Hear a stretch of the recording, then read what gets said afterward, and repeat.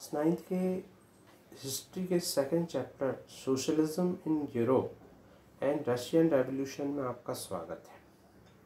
देखिए, ये चैप्टर थोड़ा सा लेंदी है, इसलिए बहुत ध्यान से सुनिएगा, क्योंकि यदि आपकी लिंक टूट गई या आपने कुछ छोड़ दिया तो फिर आपको थोड़ा समझने में मुश्किल आने लगेगी। तो चलते हैं, शुरू करते हैं socialism in Europe and Russian revolution. देखिए, सबसे पहले हमें सोशलिज्म को समझना पड़ेगा। सोशलिज्म का मतलब होता है कि जो संपत्ति है वो कुछ लोगों के हाथ में न रहकर समस्त लोगों के पास जाए, इसे सोशलिज्म कहते हैं। अब कैसे जाएगी, क्या होगा, कैसे समाज के सभी वर्गों को इसका फ़ायदा मिले, कोई गरीब अमीर ना रहे, इस जो सिद्धांत को सोशलिज्म कहा जाता है। और ये सिद्धांत बहुत फेमस हुआ और इसने कई देशों को प्रभावित किया। तो चलिए शुरू करते हैं हम इसके बारे में जानना कि सोशलिज्म ने कैसे पूरी दुनिया को प्रभावित किया और ये कैसे शुरुआत हुई इसकी, और कैसे यूरोप में शुरुआत हुई और कैसे रशियन रेवोल्यूशन का इसमें बहुत बड़ा योगदान है। सबसे पहले चलते हैं age of social change. Age of social change को यदि हम ईयर में देखें तो 1850 से लेकर 1880, मतलब जैसे ही फ्रेंच रेवोल्यूशन हुआ। कब हुआ था फ्रेंच रेवोल्यूशन, याद है आपको डेट? तो जैसे ही फ्रेंच रेवोल्यूशन हुआ तो सारे देशों में, विश्व के सारे देशों में ये आशा जग गई कि ऐसा हो सकता है। तो यही लिखा हुआ यहाँ से शुरू करें कि एज ऑफ सोशल चेंज। आपने पहले चैप्टर में पढ़ा कि पावरफुल आइडिया ऑफ फ्रीडम और इक्वालिटी जो यूरोप में सर्कुलेट हुए फ्रेंच रेवोल्यूशन के बाद। फ्रेंच रेवोल्यूशन ने एक पॉसिबिलिटी क्रिएट कर दी कि सोसाइटी को हम स्ट्रक्चर कर सकते हैं, जैसे पहले स्ट्रक्चर थी उससे हम चेंज कर सकते हैं। जैसे आपने पढ़ा कि 18वीं सेंचुरी के पहले सोसाइटी जो थी वो स्टेट्स में और ऑर्डर्स में डिवाइडेड थी, और एरिस्टोक्रेसी मतलब राजा और बड़े लोग और चर्च इकोनॉमिक और सोशल पावर को कंट्रोल करते थे। सडनली आफ्टर द रेवोल्यूशन, और जैसे ही फ्रेंच रेवोल्यूशन हुआ तो ये पॉसिबल दिखने लगा लोगों को कि हम इसे चेंज कर सकते हैं। In many parts of the world, और वर्ल्ड के कई पार्ट में, यूरोप में और एशिया में, इंडिविजुअल राइट को लेकर के, अधिकारों को लेकर के, जो सोशल पावर को कंट्रोल करते हैं उसको लेकर के डिस्कस किए जाने लगे। इंडिया में राजा राम मोहन राय एंड देरोजियो एक पोएट थे, talked of the significance of French revolution. इन लोगों ने फ्रेंच रेवोल्यूशन के सिग्निफिकेंस के बारे में, महत्व के बारे में बात करना शुरू किया। और कई लोगों ने क्या किया कि पोस्ट रेवोल्यूशनरी यूरोप के बारे में कई बार बहस या बातचीत की। The development of the colony in turn reshaped these ideas of social change. फिर नॉट एवरीवन इन यूरोप, अब ऐसा नहीं था कि यूरोप में सभी लोग ऐसा चाहते थे, तो अलग अलग तरह के लोग अलग अलग तरह सोचते थे। तो यूरोप में 3 भाग थे। अब यहाँ से हमारे क्वेश्चन आंसर्स या हमारी चीज़ें शुरू हो रही है। देखिए, ये जो हम बात कर रहे हैं ये 1850 से लेकर 1880 के बीच की बात कर रहे हैं कि उस समय आइडिया ऑफ सोशलिज्म लोग डिस्कस करने लगे, पर मगर सोसाइटी उस समय में 3 भागों में डिवाइडेड थी। यूरोप में कहाँ की बात हो रही है? यूरोप की बात हो रही है, ठीक है ना। तो यूरोप में सोसाइटी, जैसे फ्रांस में 3 स्टेट में डिवाइडेड थी, अपन ने पढ़ा था ना, first state, second state, third state. वैसे यहाँ पर लोग 3 तरह से डिवाइडेड थे इस चेंज को लेकर के, सोशलिज्म को लेकर के। तो एक थे कंजर्वेटिव, ये लिखा हुआ देखिए कंजर्वेटिव, ये बार बार क्वेश्चन आता है, कंजर्वेटिव, लिबरल और रेडिकल में क्या डिफरेंस। तो अभी हम इसको डिटेल में पढ़ेंगे। कंजर्वेटिव का मतलब होता है जो पुराने सिद्धांतों को मानते हैं, जैसे हमारे घर में हमारे जो दादा नाना या जो भी ओल्ड जनरेशन वाले हैं, तो वो कई चीज़ों में रोक टोक करते हैं क्योंकि उन्होंने दुनिया को देखा है, तो वो एकदम से नए चेंज को स्वीकार नहीं करते थे। ऐसे कंजर्वेटिव थे। दूसरे लिबरल थे, और तीसरे रेडिकल थे। लिबरल मतलब जैसे हमारे पेरेंट, कि कई चीज़ों में वो दादा दादी की तुलना में हमें छूट दे देते हैं कि ठीक है यार ये कर लो, वो कर लो, यहाँ चले जाओ, वहाँ चले जाओ, लेकिन उतने ज़्यादा छूट नहीं देते। दादा दादी जो होते हैं वो कंजर्वेटिव मान सकते हैं आप, आपके दादा दादी अच्छे भी हो सकते हैं बहुत, मैं उनकी बुराई नहीं कर रहा हूँ, मगर आपको एक एग्जांपल दे रहा हूँ। तो और तीसरे होते हैं रेडिकल्स। रेडिकल्स हम लोग होते हैं या बच्चे होते हैं जो नया चेंज चाहते हैं। तो ऐसे आप समझें कि सोसाइटी, यूरोपियन सोसाइटी 3 भागों में डिवाइडेड थी। फिर तो इसी कारण क्या हुआ कि जो पॉलिसीज़ थी या जो भी सोचा गया सोशलिज्म के बारे में, वो इन तीनों पर प्रभावित था। We must remember that these term do not mean same thing in context on all time. और ये यहाँ पर आपको कहा जा रहा है कि ज़रूरी नहीं है कि ये चीज़ आप हमेशा सोचें कि ये हमेशा एक सही रहेगा। ये धीरे धीरे चेंज भी हुआ कि जैसे जैसे कंजर्वेटिव जो थे उन्होंने धीरे धीरे ये समझ गए कि नहीं भाई हमको जो है नए युग के साथ चेंज होना होगा। ठीक, तो चलिए अब शुरू करते हैं। तो इसके बाद क्या हुआ कि सोशलिज्म जो था वो बहुत पावरफुल आइडिया हो गया, और रेवोल्यूशन जब रशिया में हुआ इसको लेकर के, यूरोप में तो लोग सिर्फ बात ही कर रहे थे, मगर जब रशिया में रेवोल्यूशन हुआ तो इसको लेकर के, किसको लेकर के, सोशलिज्म को लेकर के। जैसे फ्रांस में हुआ था वैसे यहाँ पर हुआ। तो फ्रांस में जो है फ्रेंच रेवोल्यूशन हुआ, और रशिया में क्या हुआ, रशियन रेवोल्यूशन हुआ। अब हम सबसे पहले बात करेंगे लिबरल, रेडिकल और कंजर्वेटिव की। तो जो लिबरल थे वो एक ऐसा नेशन चाहते थे जो सेकुलर हो, टॉलरेट करे ऑल रिलीजन को। ये याद रखिएगा क्योंकि बार बार ये पूछते हैं कि लिबरल, रेडिकल और कंजर्वेटिव में क्या डिफरेंस है, ये बार बार पूछा जाता है, तो ये क्वेश्चन बड़ा फेमस है।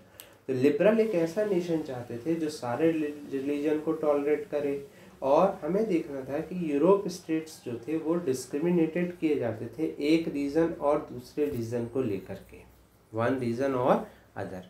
जैसे ब्रिटेन में क्या होता था, चर्च इंग्लैंड को मानता था, ऑस्ट्रिया और स्पेन जो थे वो कैथोलिक चर्च को मानते थे।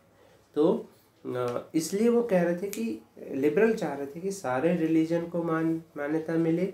लिबरल अपोज करते थे uncontrolled power of dynastic ruler, मतलब जो डिवाइन पावर की बात होती थी कि राजा जो है दैवीय, मतलब गॉड गिफ्टेड होता है कि भाई उसका बेटा राजा होगा और वो जो कह रहा है वो सही होगा।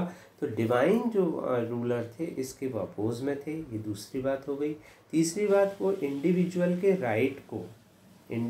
के राइट की सेफगार्ड चाहते थे। वो चाहते थे कि हर व्यक्ति के अधिकार को सेफगार्ड मिले गवर्नमेंट की तरफ से। ठीक है, फिर यदि वो गवर्नमेंट के अगेंस्ट में भी है तो क्योंकि गवर्नमेंट मतलब किंग, और किंग नहीं चाहेगा कि आम आदमी को वो जो है इंडिविजुअल राइट मिले।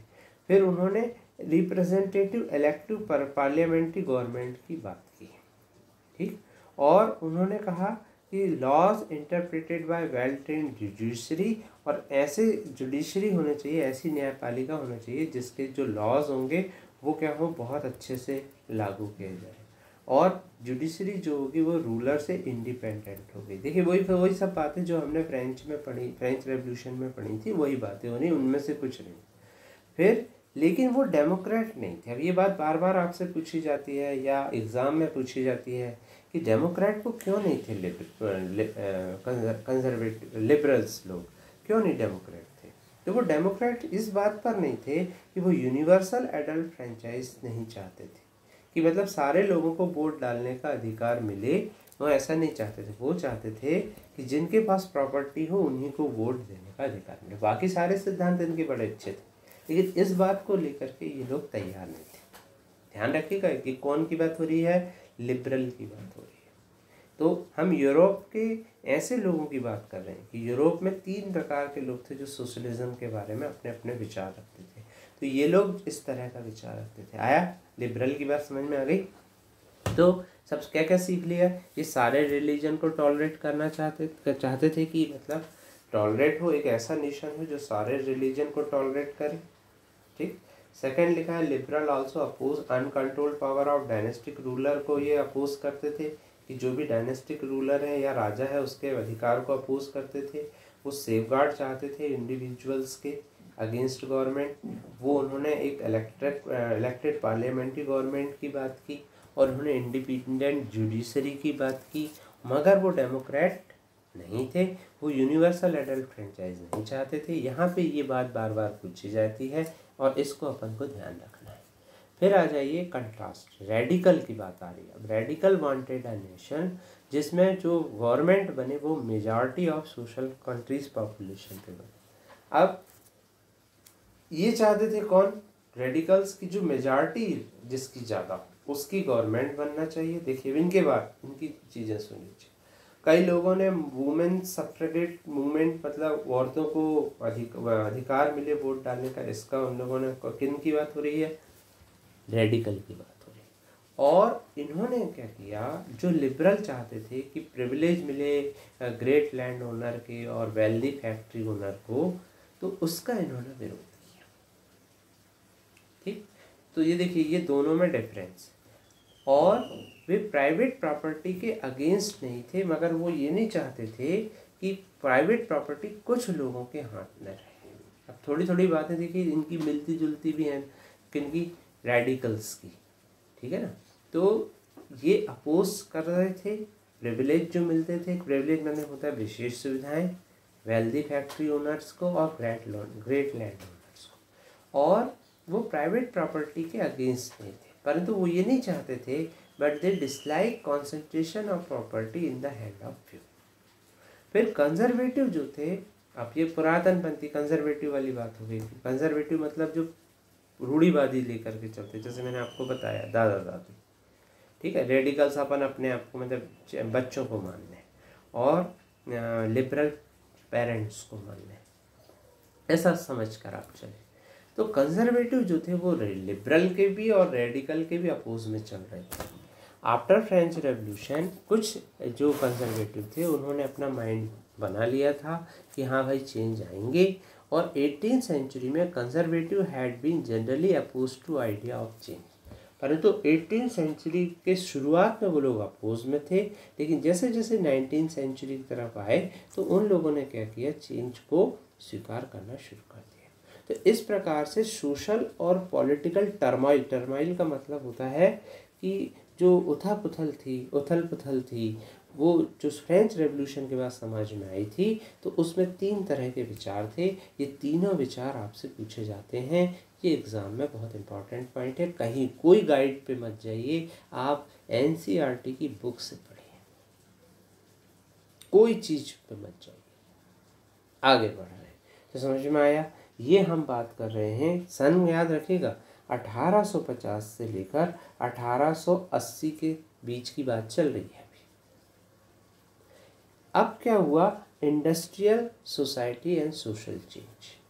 अब इंडस्ट्रियल सोसाइटी में क्या सोशल चेंज आई, ये तो मतलब बहुत पुराने समय की बात हो रही है। अब उसके बाद इंडस्ट्रियल मतलब धीरे धीरे इंडस्ट्री आई, इंडस्ट्री से लोगों में क्या बदलाव आए उस पर अपन देखेंगे कि this political trend was sign a new time, this time found social और इकोनॉमिक चेंज आए, न्यू सिटीज़ आई, नए रीजन डेवलप हुए, रेलवे एक्सपांड हुआ, इंडस्ट्रियलाइजेशन से वुमेन चिल्ड्रन फैक्ट्री में आए, वर्कर आवर लंबे थे, अनएम्प्लॉयमेंट कॉमन बात हो गई थी, और जबकि लो डिमांड हो इंडस्ट्रियल गुड की, हाउसिंग और सैनिटेशन की प्रॉब्लम थी, ठीक है। लिबरल और रेडिकल्स इसका सॉल्यूशन ढूंढ रहे थे।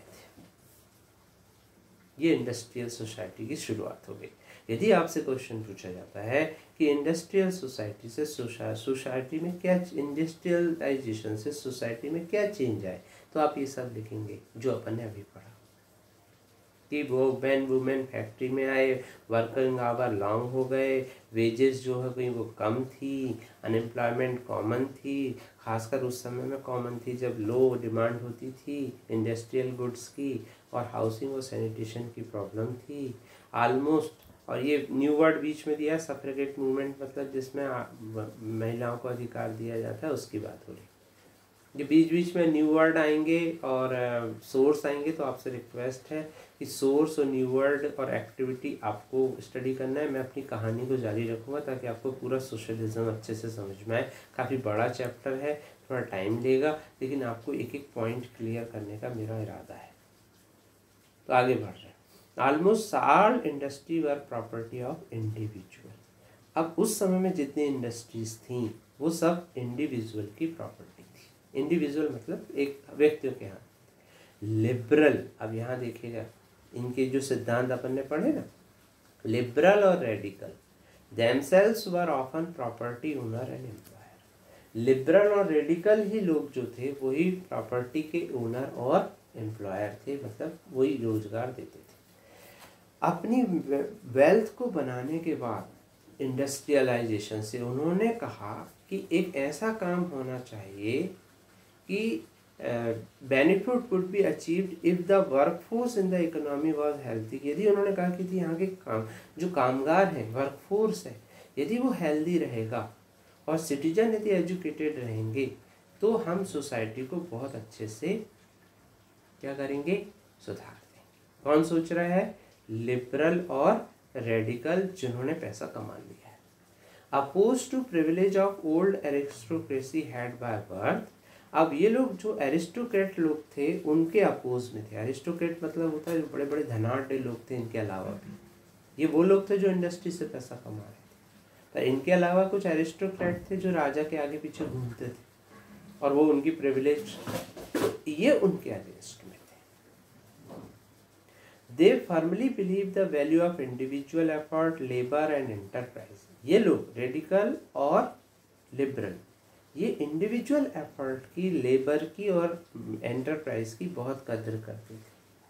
तो उन्होंने कहा कि यदि इंडिविजुअल का फ्रीडम इंश्योर हो जाए, if poor could labour and those with capital would operate without restraint, they believe that societies with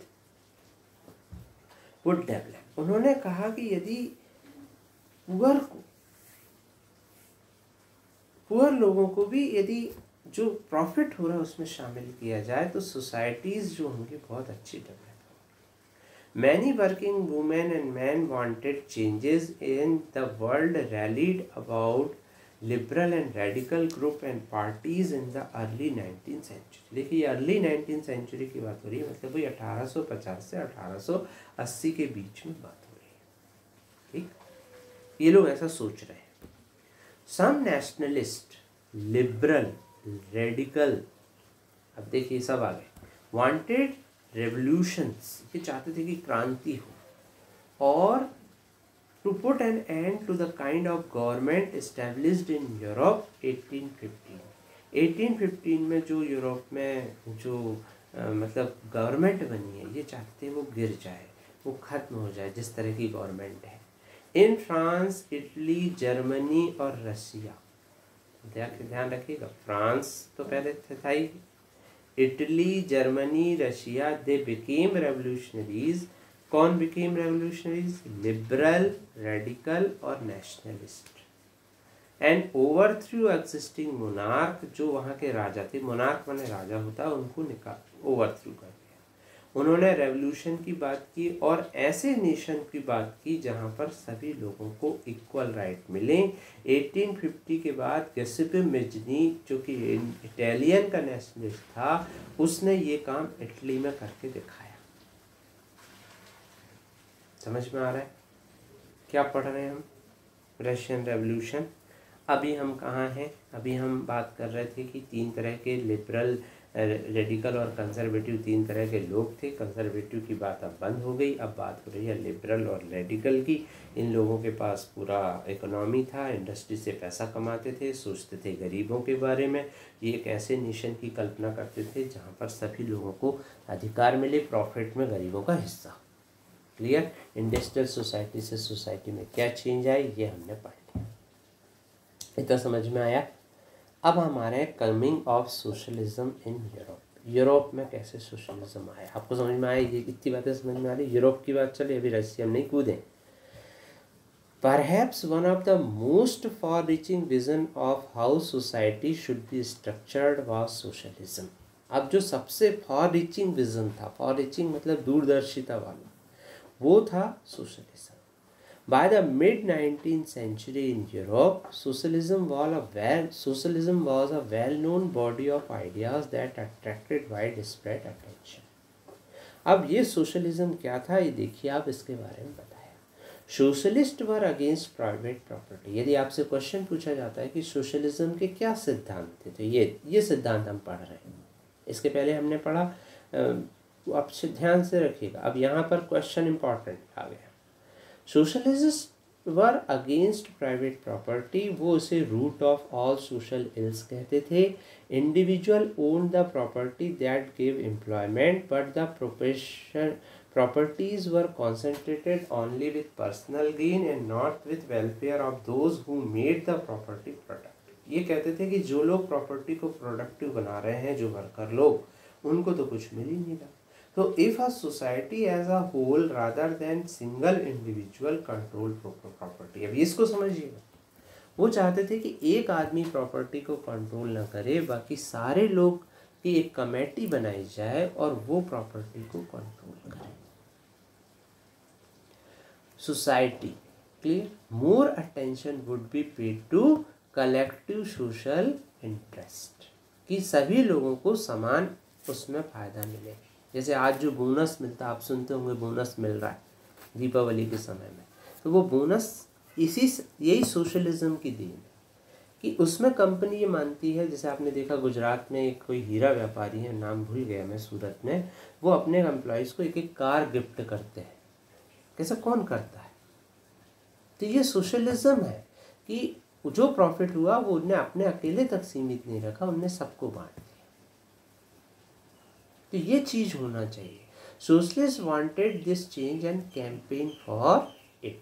तो यदि आपसे सोशलिज्म या सोशलिज्म की सिग्निफिकेंस पर क्वेश्चन पूछा जाता है, तो इतने पॉइंट आपको अपने मन से लिखते आना चाहिए। क्लियर हो गया? अब आगे बढ़ रहे हैं। How could a society without property operate? What would be the basis of socialist society? Socialist society कैसे बनेगी? Socialist has different vision of future. अब उनके भी अलग अलग सोशलिज्म के विचार थे। कुछ बिलीव करते थे कि कोऑपरेटिव बनना चाहिए। कोऑपरेटिव मतलब लोग मिल करके एक कमेटी बनाई जाए। रॉबर्ट ओवन जो थे वो उस समय में लीडिंग मैन्युफैक्चरर थे। उन्होंने कोऑपरेटिव कम्युनिटी, जिसका नाम new harmony in Indiana, USA का नाम, ये याद रखिएगा, ये कभी कभी ऑप्शन में पूछा जाता है रॉबर्ट ओवन क्या चाहते थे। तो वो कोऑपरेटिव सोसाइटी चाहते थे। ये उनकी कोऑपरेटिव सोसाइटी का नाम था न्यू हार्मोनी। बार बार ये विकल्प में पूछता है, ऑप्शन पूछता। दूसरे सोशलिस्ट थे कि भाई कोऑपरेटिव तो उतने वाइड स्केल में ना बने, इनमें गवर्नमेंट भी शामिल रहे। ऐसा ना हो कि कल को कोई कोऑपरेटिव बेईमान हो जाए, लोगों का सब जो प्रॉफिट है लेके भाग जाए। जैसे अभी भी कई ऐसी कोऑपरेटिव सोसाइटी होती हैं जो लोन देती हैं, मगर गवर्नमेंट का, आरबीआई का उन पर कंट्रोल होता है कि नहीं भी तुम ऐसा नहीं कर सकते, पैसे लेके नहीं भाग सकते। समझ रहे हैं?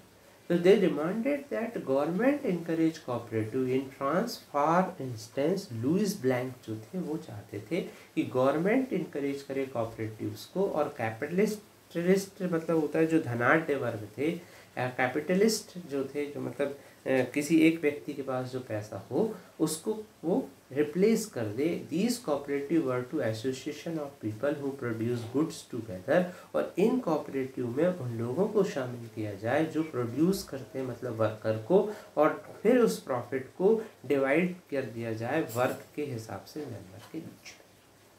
ये आपको समझना बहुत ज़रूरी है। यूरोप की बात चल रही है, सोशलिज्म की बात चल रही है। सबसे पहले हमने पढ़ा सोशलिज्म क्या है, उसके क्या सिद्धांत थे। सोशलिज्म के लेकर के दो डिफरेंट व्यू हमारे सामने आए। एक रॉबर्ट ओवन आए जो अमेरिका में उन्होंने ये बनाया न्यू हार्मोनी। एक आए लुइस ब्लैंक, फ्रांस के थे, जो चाहते थे कि गवर्नमेंट उसमें शामिल हो। ये बार बार आपसे ऑप्शंस वाले क्वेश्चन में पूछा जाता है। बड़े बड़े यूपीएससी या बड़े बड़े एग्ज़ाम पे, पीएससी और यूपीएससी के एग्ज़ाम में ये पूछा जाता है। अब आगे बढ़ते हैं। एक एक्टिविटी आ गई। क्या डिफरेंस है आपको कैपिटलिस्ट और सोशलिस्ट आइडियाज़ और प्राइवेट प्रॉपर्टी में? क्या अंतर नज़र आ रहा है, आप बता सकते हैं? कार्ल मार्क्स और फ्रेडरिक एंजल, अब ये दो व्यक्ति आ गए नए, नाम याद रखते जाइएगा। पहले रॉबर्ट ओवन आए थे, फिर उसके बाद लुइस ब्लैंक आए थे, अब आ गए ये। कार्ल मार्क्स का नाम याद रखिएगा, इन्होंने दास कैपिटल करके एक बुक लिखी थी जो काफ़ी फेमस हुई थी। अक्सर ये क्वेश्चन आता है। कार्ल मार्क्स 1818 से 1883 तक रहे, ये चीज़ ध्यान रखिएगा। ये अर्ली की बात हो रही है, अर्ली 19th सेंचुरी की। The Friedrich Engel added their ideas. अब उन्होंने इन दोनों ने ये, जैसे वहाँ पर फिलोसोफर थे, 3 फिलोसोफर थे, कहाँ पर, फ्रेंच रेवोल्यूशन के समय। याद है आपको कौन से 3 थे? मैं नाम नहीं बताऊंगा, आपको बताना है, सोच के रखना है। एक था रूसो और एक भूल गए। बस यही होता है हिस्ट्री में, हम भूल जाते हैं। फिर से जाइएगा, पढ़िएगा कौन थे 3 जिन्होंने फ्रेंच रेवोल्यूशन को गति दी। तो यहाँ पर सोशलिज्म को गति देने के लिए 2 फिलोसोफर टाइप के व्यक्ति आए, कार्ल मार्क्स और फ्रेडरिक एंजल। इन्होंने अपने आइडियाज़ को इस आर्ग्यूमेंट में जोड़े। मार्क्स ने आर्ग्यूड किया कि इंडस्ट्रियल सोसाइटी जो है वो कैपिटलिस्ट है, मतलब उसमें धनाढ़ लोग हैं, धनी लोग हैं। कैपिटलिस्ट जो कैपिटल इन्वेस्ट करते हैं फैक्ट्री में, और प्रॉफिट जो होता है वो वर्कर प्रोड्यूस करते हैं। वर्कर की ये जब तक कंडीशन इम्प्रूव नहीं होगी, तब जब तक कि ये प्राइवेट वाले कैपिटलिस्ट जो है प्रॉफिट को एक्यूमुलेट करेंगे, ठीक है। वर्कर को थ्रो करना चाहिए कैपिटलिज्म को, and rule of private property. Marx ने बिलीव किया कि to free themselves from capitalist exploitation workers had to construct a radically socialist society. उसने कहा कि वर्कर्स को मिलकर के एक्सप्लॉयटेशन से बचने के लिए, शोषण से बचने के लिए एक प्राइवेट प्रॉपर्टी बनाना चाहिए, और यही सोशली कंट्रोल होना चाहिए, और इसका नाम कम्युनिस्ट सोसाइटी होना चाहिए। इसको कम्युनिज्म भी कहा जाता है। कौन कह रहा है ये? कार्ल मार्क्स और उसका दोस्त फ्रेडरिक एंजल। तो ये क्वेश्चन आता है, कार्ल मार्क्स के क्या सिद्धांत थे, कार्ल मार्क्स क्या चाहता था? तो कार्ल मार्क्स सोशलिज्म चाहता था, और उसने उसका नाम कम्युनिस्ट और कम्युनिज्म की बात किया उसने। और a communist society was natural society of future. उसने कहा ये नेचुरल सोसाइटी होना चाहिए। क्लियर? ये समझ में आ गया, कार्ल मार्क्स तक की बात समझ में आ गई। अब हम आगे बढ़ रहे हैं। Support for socialism. 1870 तक के सोशलिस्ट आइडिया जो है यूरोप में पहुँचे। To coordinate their effort, socialist ने एक इंटरनेशनल बॉडी बनाई। इंटरनेशनल बॉडी मतलब केवल एक देश से संबंधित नहीं, सभी देश से संबंधित, और इस बॉडी का नाम था सेकंड इंटरनेशनल। नाम से ही पता चल रहा है सेकंड इंटरनेशनल। तो ध्यान रखिएगा, ये बार बार क्वेश्चन पूछा जाता है ऑप्शन में कि कौन सी प्रॉपर्टी, कौन सी एक इंटरनेशनल बॉडी बनाई थी सोशलिस्ट ने, उसका नाम बताइए। जैसे मैंने आपको बताया कि कार्ल मार्क्स की बुक पूछी जाती है, कौन सी बुक लिखी थी कार्ल मार्क्स ने? भूल गए? दास कैपिटल, बहुत फेमस बुक है। तो अब क्या हुआ, फिर ये एक्टिविटी आ गई। अब देखिए, आप इसको करके देखिएगा कि क्या हो रहा है। प्राइवेट प्रॉपर्टी में आप ओनरशिप है, एक स्पीच बनाइए और ये सब करिए, आप करते रहिएगा, ठीक। अब worker in England and Germany began framing. अब जैसे ये बात हुई सेकंड इंटरनेशनल में, तो इंग्लैंड और जर्मनी के वर्कर, अभी रशिया की बात ही नहीं हो रही, इंग्लैंड और जर्मनी के जो वर्कर थे उन्होंने एसोसिएशन बनाना शुरू किया कि वो बेटर लिविंग और वर्किंग कंडीशन के लिए उन्होंने फंड, मैंने सबसे पहले फंड की ज़रूरत पड़ेगी, तो उन्होंने फंड स्थापित किया कि सब लोग उसमें पैसे डालें। In times of distress and demand, कि जब डिस्ट्रेस और डिमांड की स्थिति आए, रिडक्शन ऑफ वर्किंग आवर आए, एंड राइट टू वोट उन्होंने कहा, तो उन्होंने हेल्प करने के लिए फंड बनाया। किन की बात हो रही है? इंग्लैंड और जर्मनी के वर्कर लोगों ने ग्रुप बनाना शुरू किया। उन्होंने कहा कि वर्किंग आवर कम किए जाएं, क्योंकि उस समय में 15 घंटे तक, जैसे आज ऑफिस जो होते हैं उनमें 8 घंटे काम करते हैं लोग जनरली, और 8 घंटे के बाद यदि आप काम करते हैं तो उसको फिर ओवर टाइम करा जाता है, फिर पैसा मिलता है उसका। तो ये सब इसी समय की देन है। फिर राइट टू वोट, और उन लोगों ने कहा हमें राइट टू वोट मिले। In Germany these association work closely with social democratic party. Germany में फिर इन लोगों ने क्या किया, सोशल डेमोक्रेटिक पार्टी के साथ काम किया and help in to it win parliamentary seat. और जर्मनी में तो ये तक हुआ कि उनको पार्लियामेंट्री सीट भी मिल गई। क्लियर। फिर 1905 तक के, अब देखिए गाड़ी आगे बढ़ गई। अभी तक की जो बात हो रही थी 1850 से 1880, 1880 से हम 1800 से आगे बढ़ गए, 1905 में पहुंच गए। अभी आगे फिर से आएगा ये 1905 से रशिया में। सोशलिस्ट और ट्रेड यूनियन ने लेबर पार्टी ब्रिटेन में बना ली, सोशलिस्ट पार्टी फ्रांस में बना ली। अब ये तीनों पार्टी याद रखिएगा, जर्मनी की सोशल डेमोक्रेटिक पार्टी, ब्रिटेन की लेबर पार्टी और फ्रांस की सोशलिस्ट पार्टी। ये क्वेश्चन अक्सर पूछा जाता है कि जो इंटरनेशनली जो सोशलिज्म की शुरुआत हुई उनमें कौन कौन सी पार्टी बनी और कहाँ कहाँ बनी। हाउएवर टिल 1914 से पहला विश्व युद्ध शुरू हुआ था, सोशलिस्ट नेवर सक्सीडेड, परंतु सोशलिस्ट उतने सक्सीडेड नहीं हुए। जर्मनी में बस कुछ सीट उनको मिली, पर उतने सक्सीडेड नहीं हुए कि वो गवर्नमेंट बना सके। समझ रहे हैं? क्योंकि इनको यदि चेंज लाना है, सोसाइटी में चेंज लाना है, तो उनको गवर्नमेंट बनाना जरूरी था। Represented by a strong figure in parliamentary politics, their ideas did shape legislation. उनके आइडियाज से कानून नियम तो बने, पर government continued to be run by conservative, liberal और radical। फिर आगे देखिए, परंतु गवर्नमेंट में 3 तरह के लोग ही गवर्नमेंट को चला रहे थे। कौन कौन से? कंजर्वेटिव, लिबरल और रेडिकल, जिनके अपने अपने विचार थे। कोई भी उतने अच्छे से सोशलिज्म को उस समय में सपोर्ट नहीं कर पा रहा था, वर्कर को एकदम डायरेक्ट। इनके विचार तो थे लिबरल और रेडिकल के। क्लियर। ये हमने पढ़ा सोशलिज्म के सपोर्ट के बारे में। शॉर्ट में फटफट करते हैं।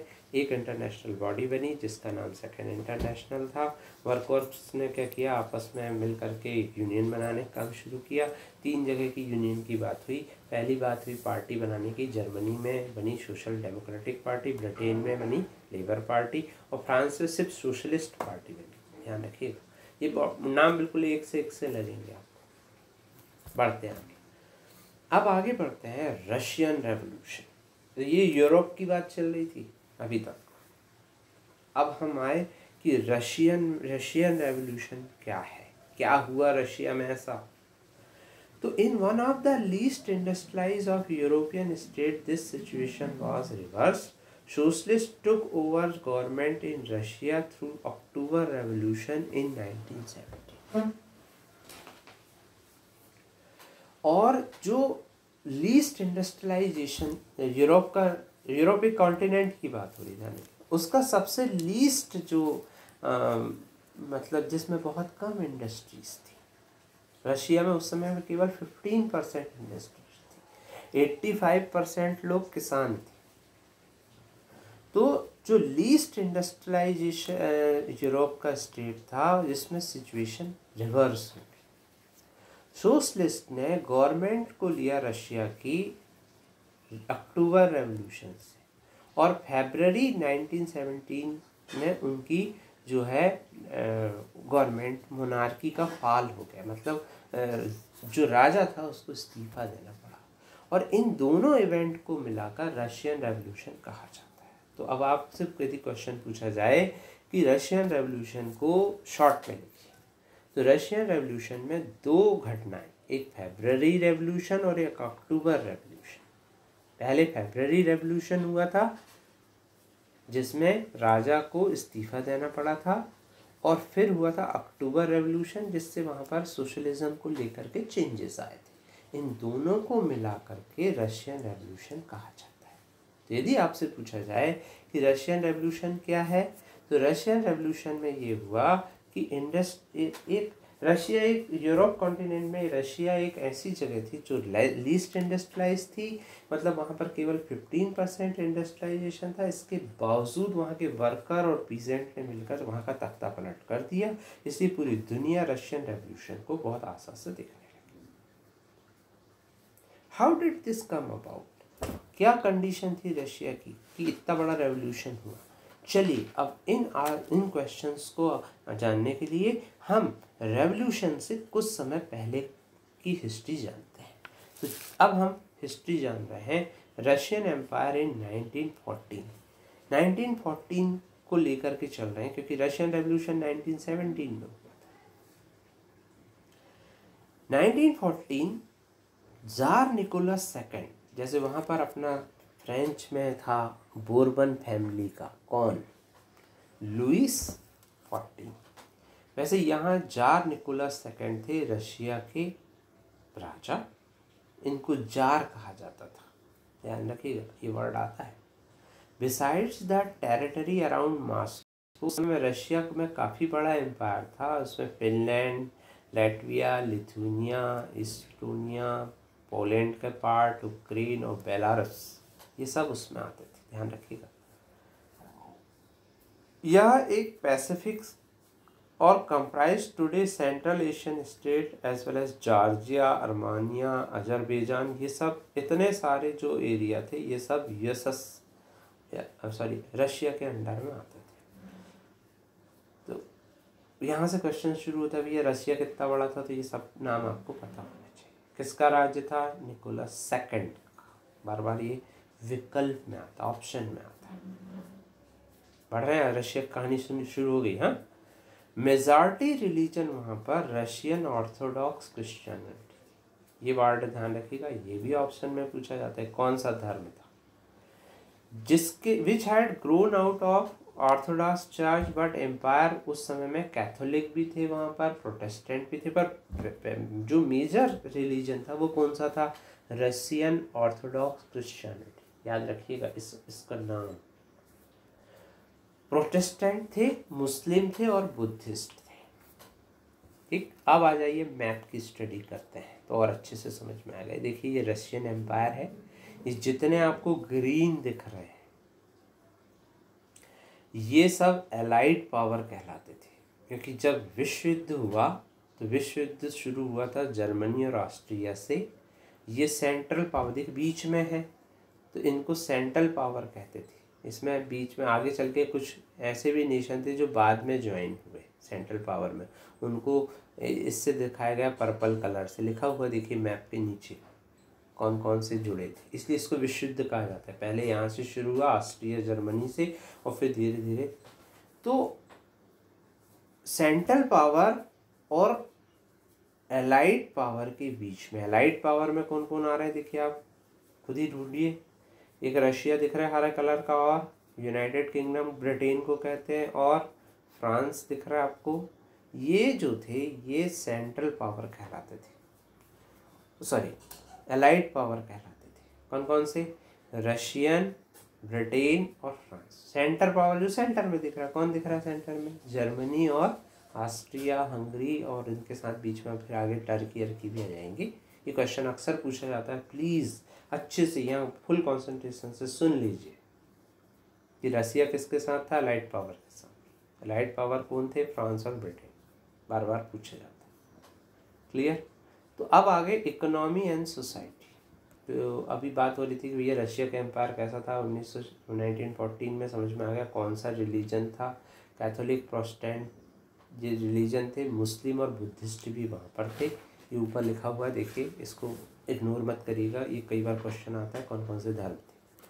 अब इकोनॉमी कैसी थी रशिया में, आगे बढ़ते हैं। At the beginning of 12th century, कहाँ पहुँच गए, 12वीं century. Vast majority of Russian people were agriculturist, वो एग्रीकल्चर करते थे। 85% जो रशियन की पॉपुलेशन थी वो एग्रीकल्चर से अपना पैसा कमाती थी। यह प्रोपोर्शन बहुत सारी यूरोपियन कंट्रीज से बहुत ज़्यादा था। फॉर इंस्टेंस फ्रांस और जर्मनी में केवल 40 से 50% लोग ये काम करते थे एग्रीकल्चर का, लेकिन रशिया में इतने सारे लोग करते थे 85%। ये क्वेश्चन पूछा जाता है कि रेवोल्यूशन के पहले क्या स्थिति थी, क्योंकि बार बार रेवोल्यूशन में फिर ये लोग कूदेंगे, कौन, जो ज़्यादा जनता होगी। ज़्यादा जनता किसकी होगी, किसानों की, ध्यान रखिएगा, वर्कर की नहीं, ठीक है। In the empire cultivator produce for market as well as for their own need. Russia was major exporter of grain, और रशिया जो था वो ग्रेन का मेजर एक्सपोर्टर था। ठीक, अब industry was found in pockets, industry जो थी वो पॉकेट्स में थी। प्रोमिनेंट इंडस्ट्रियल एरिया जो थे सेंट पीटर्सबर्ग और मॉस्को, ये दो जगह के नाम याद रखिएगा, ये सेंट्रल एरिया थे। तो अब ये बात आती है कि इंडस्ट्री जो थी वो पॉकेट्स में थी, प्रोमिनेंट इंडस्ट्रियल एरिया जो थे सेंट पीटर्सबर्ग और मॉस्को में थे। क्राफ्टमैन जो थे वो बहुत सारा प्रोडक्शन करते थे, और लार्ज जो फैक्ट्रीज थी वो क्राफ्ट वर्कशॉप के आसपास होती थी। ये हम कहाँ की बात कर रहे हैं? रशिया की। रशिया में केवल 15% ऐसा था। बहुत सारी फैक्ट्रीज जो थी वो 1890 में सेटअप हुई, और रशिया का जो रेलवे नेटवर्क था वो बढ़ा, और फॉरेन इन्वेस्टमेंट इंडस्ट्री में बढ़ा। कोल प्रोडक्शन डबल हो गया, आयरन स्टील जो था वो चौगुना हो गया, क्वाड्रुप्लेड हो गया, मतलब क्वाड्रुपल्ड मतलब होता है चौगुना हो गया। और 1900 तक कुछ जो फैक्ट्री के वर्कर्स थे और क्राफ्ट्समैन थे, क्राफ्ट पर्सन थे, वो दो लोग इक्वल हो गए नंबर में। ये स्थिति बता रहे हैं, हम बता रहे हैं कि क्या स्थिति थी इकोनॉमी की रशिया में। Most industry was private property थी, बहुत सारी इंडस्ट्री। गवर्नमेंट जो थी वो सुपरवाइज करती थी लार्ज फैक्ट्रीज को, गवर्नमेंट सुपरवाइज करती थी कि वो इंश्योर करती थी कि मिनिमम वेजेस मिले और लिमिटेड आवर रहें, लेकिन फैक्ट्री इंस्पेक्टर जो थे वो रूल को ब्रोक करने से तोड़ नहीं पाते थे। क्राफ्ट यूनिट और स्मॉल वर्कशॉप में वर्किंग डे जो थे लगभग 15 आवर के होते थे, और इवन जो था एकोमोडेशन के नाम पर ऐसी डॉर्मेटरीज दी जाती थी जिसमें सिर्फ मजदूर सोता था और फिर अपना सुबह उठ के जब भी टाइम मिलता था उठा और अपने काम में लग जाता था। ये वहाँ की स्थिति थी। वर्कर्स जो थे वो डिवाइडेड थे सोशल ग्रुप में। कुछ लोग जो थे वो वहीं के रहने वाले थे, कुछ गांव के रहने वाले थे। तो इस प्रकार से वर्कर स्किल्स के मामले में भी डिवाइडेड थे। जो लोग मेटल का वर्क करते थे, वो मेटल वर्कर जो थे वो दूसरों से अपने आप को स्ट्रॉन्ग समझते थे। वुमेन जो थी वो भी काम करती थी, परंतु उनको कम पेमेंट मिलती थी। और डिवीज़न जो था ड्रेस और मैनर में भी दिखता था वर्कर्स के। कुछ वर्कर्स जो थे वो उन्होंने एसोसिएशन बना ली थी हार्डशिप के समय में एक दूसरों की मदद करने के लिए। परंतु डिस्पाइट डिवीज़न होने के बाद ये जब वर्कर होते थे तो वो स्ट्राइक पे जाते थे जब भी उनकी एम्प्लॉइज़ के साथ लड़ाई होती थी, और डिसमिसल हो जाता था वर्क कंडीशंस को लेकर के। तो इस तरह से क्या हुआ कि इस तरह की स्ट्राइक जो थी वो 1896 और 1897 में ज़्यादा होने लगी, और मेटल इंडस्ट्री में 902 के आसपास बहुत ज़्यादा होने लगी। तो हमने पढ़ा कैसे वर्कर थे, वर्कर की कंडीशंस पे क्वेश्चन आ सकता है, इसलिए जो इम्पोर्टेंट चीज़ें उन पे मैं फोकस करूँगा जो नहीं। ये वर्कर की कंडीशन थी, आपने देखी। अब आ जाइए कंट्री साइड। ये तो हो गई वर्कर की। वर्कर कितने परसेंट थे वहाँ पर? कितने? 15% इंडस्ट्री थी, तो उसके हिसाब से वर्कर थे। अब कंट्री साइड मतलब गाँव की तरफ पीजेंट्स जो थे वो लैंड को कल्टीवेट करते थे, परंतु वो नोबेल्टी और क्राउन और ऑर्थोडॉक्स चर्च के पास बहुत बड़ी प्रॉपर्टी होती थी। और वर्कर जो थे, पीजेंट जो थे वो डिवाइडेड थे। वर्कर जैसे वर्कर डिवाइडेड थे ऐसे पीजेंट भी डिवाइडेड थे, और वो बहुत रिलीजियस थे। बहुत कम केसेस थे कि उनकी नोबेल्टी के लिए कोई रिस्पेक्ट ना हो। नोबल अपने पावर और पोजीशंस को प्राप्त करते थे जार के साथ रह रहकर, मतलब जार की चापलूसी करना या जार के आगे पीछे घूमना, और लोकल पॉपुलैरिटी से उन लोगों को मिलता था। यह फ्रांस के जैसा नहीं था। ड्यूरिंग फ्रेंच रेवोल्यूशन पीसेंट जो थे वो नोबेल को रिस्पेक्ट करते थे and fought for them. Peasant wanted the land of noble to be given to them. परंतु रशिया में क्या होता था कि पीजेंट ये चाहते थे कि नोबेल उनको उनका लैंड दे ही दे। रशिया में जैसे फ्रांस में हुआ था कि बहुत समय तक पीजेंट जो थे वो नोबेलिटी के अंदर में काम करते थे, वो तरह तरह के टैक्स भी देते थे और नोबेलिटी को कोई टैक्स नहीं देना पड़ता था, वो थर्ड स्टेट में कराते थे। तो यहाँ थोड़ी सी स्थिति अलग थी। कई बार ये क्वेश्चन पूछा जाता है कि फ्रांस में पीजेंट की स्थिति क्या थी और यहाँ क्या थी। तो फ्रांस में पीजेंट नोबेलिटी की रिस्पेक्ट करते थे, परंतु रशिया में पीजेंट चाहते थे कि हमको उनका लैंड मिल जाए, नोबल्स का। फ्रिक्वेंटली, अब ये क्वेश्चन अधिक आगे बढ़ रहा है, इसका आंसर कि वे लोग रिफ्यूज़ करते थे रेंट देने को और कई बार वो मर्डर भी कर देते थे। 1902 पर ये घटना साउथ रशिया में बहुत ज़्यादा होने लगी और 1905 में तो पूरे रशिया में ये काम होने लगा कि जो लैंड में काम करने वाले पीजेंट थे वो ओनर का मर्डर करने लगे। ये स्थिति बन रही थी। देखिए, तो हमने दोनों की स्थिति देखी। यदि आपसे पूछा जाए कि रशियन रेवोल्यूशन के पहले क्या स्थिति थी रशिया की, तो आप कहाँ से शुरू करेंगे? आप यहाँ से शुरू करेंगे। आप अपने मन से भी लिख सकते हैं कि लेस इंडस्ट्रियलाइजेशन था, ठीक।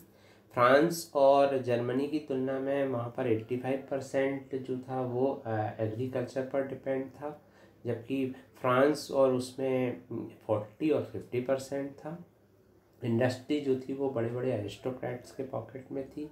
इंडस्ट्री जो थी रशिया में वो कुछ निश्चित जगह जैसे सेंट पीटर्सबर्ग और मॉस्को पर कॉन्सेंट्रेट थी। रेलवे ऐसा था, कोल का उत्पादन डबल हो गया, कोल और आयरन, कोल का प्रोडक्शन डबल हो गया था, आयरन स्टील का 4 गुना हो गया था। वर्कर जो थे वो डिवाइडेड थे और मेटल वर्कर थे, क्राफ्ट वर्कर थे और उनके खुद के छोटे छोटे ग्रुप थे। कुछ जो है, जो भी वुमेन की ये स्थिति थी कि उनको मैन से कम पेमेंट मिलती थी। फिर आ जाइए पीजेंट में, तो पीजेंट जो थे वो फ्रांस के पीजेंट से डिफरेंट थे और उन लोग मर्डर कर देते थे और वर्कर लोग स्ट्राइक कर देते थे। तो वर्कर्स की बात की जाए तो वो स्ट्राइक कर देते थे, पीजेंट की बात की जाए तो वो बड़े खतरनाक थे, वो मर्डर ही कर देते थे। ये आ गया सोर्स ए। आपका काम इन्होंने दिया कि कैसे मीटिंग होता था। अलेक्जेंडर स्लेपरोव को करके एक व्यक्ति हैं कि मतलब मीटिंग होती थी और पुलिस को बुलाते थे। पुलिस को बुलाने के पहले जो जो बोलना था वो बोल देते थे और पुलिस फॉर्मेलिटी के तौर पे आती थी। मतलब वर्कर्स और पीजेंट के जो नेता लोग थे वो अपना काम कर लेते थे, उसके बाद पुलिस आती थी, भाषण वाषण देती थी। तो इतना दबदबा था। चलिए आगे बढ़ते हैं। Socialism in Russia. अब रशिया में कैसे सोशलिज्म धीरे धीरे बढ़ा।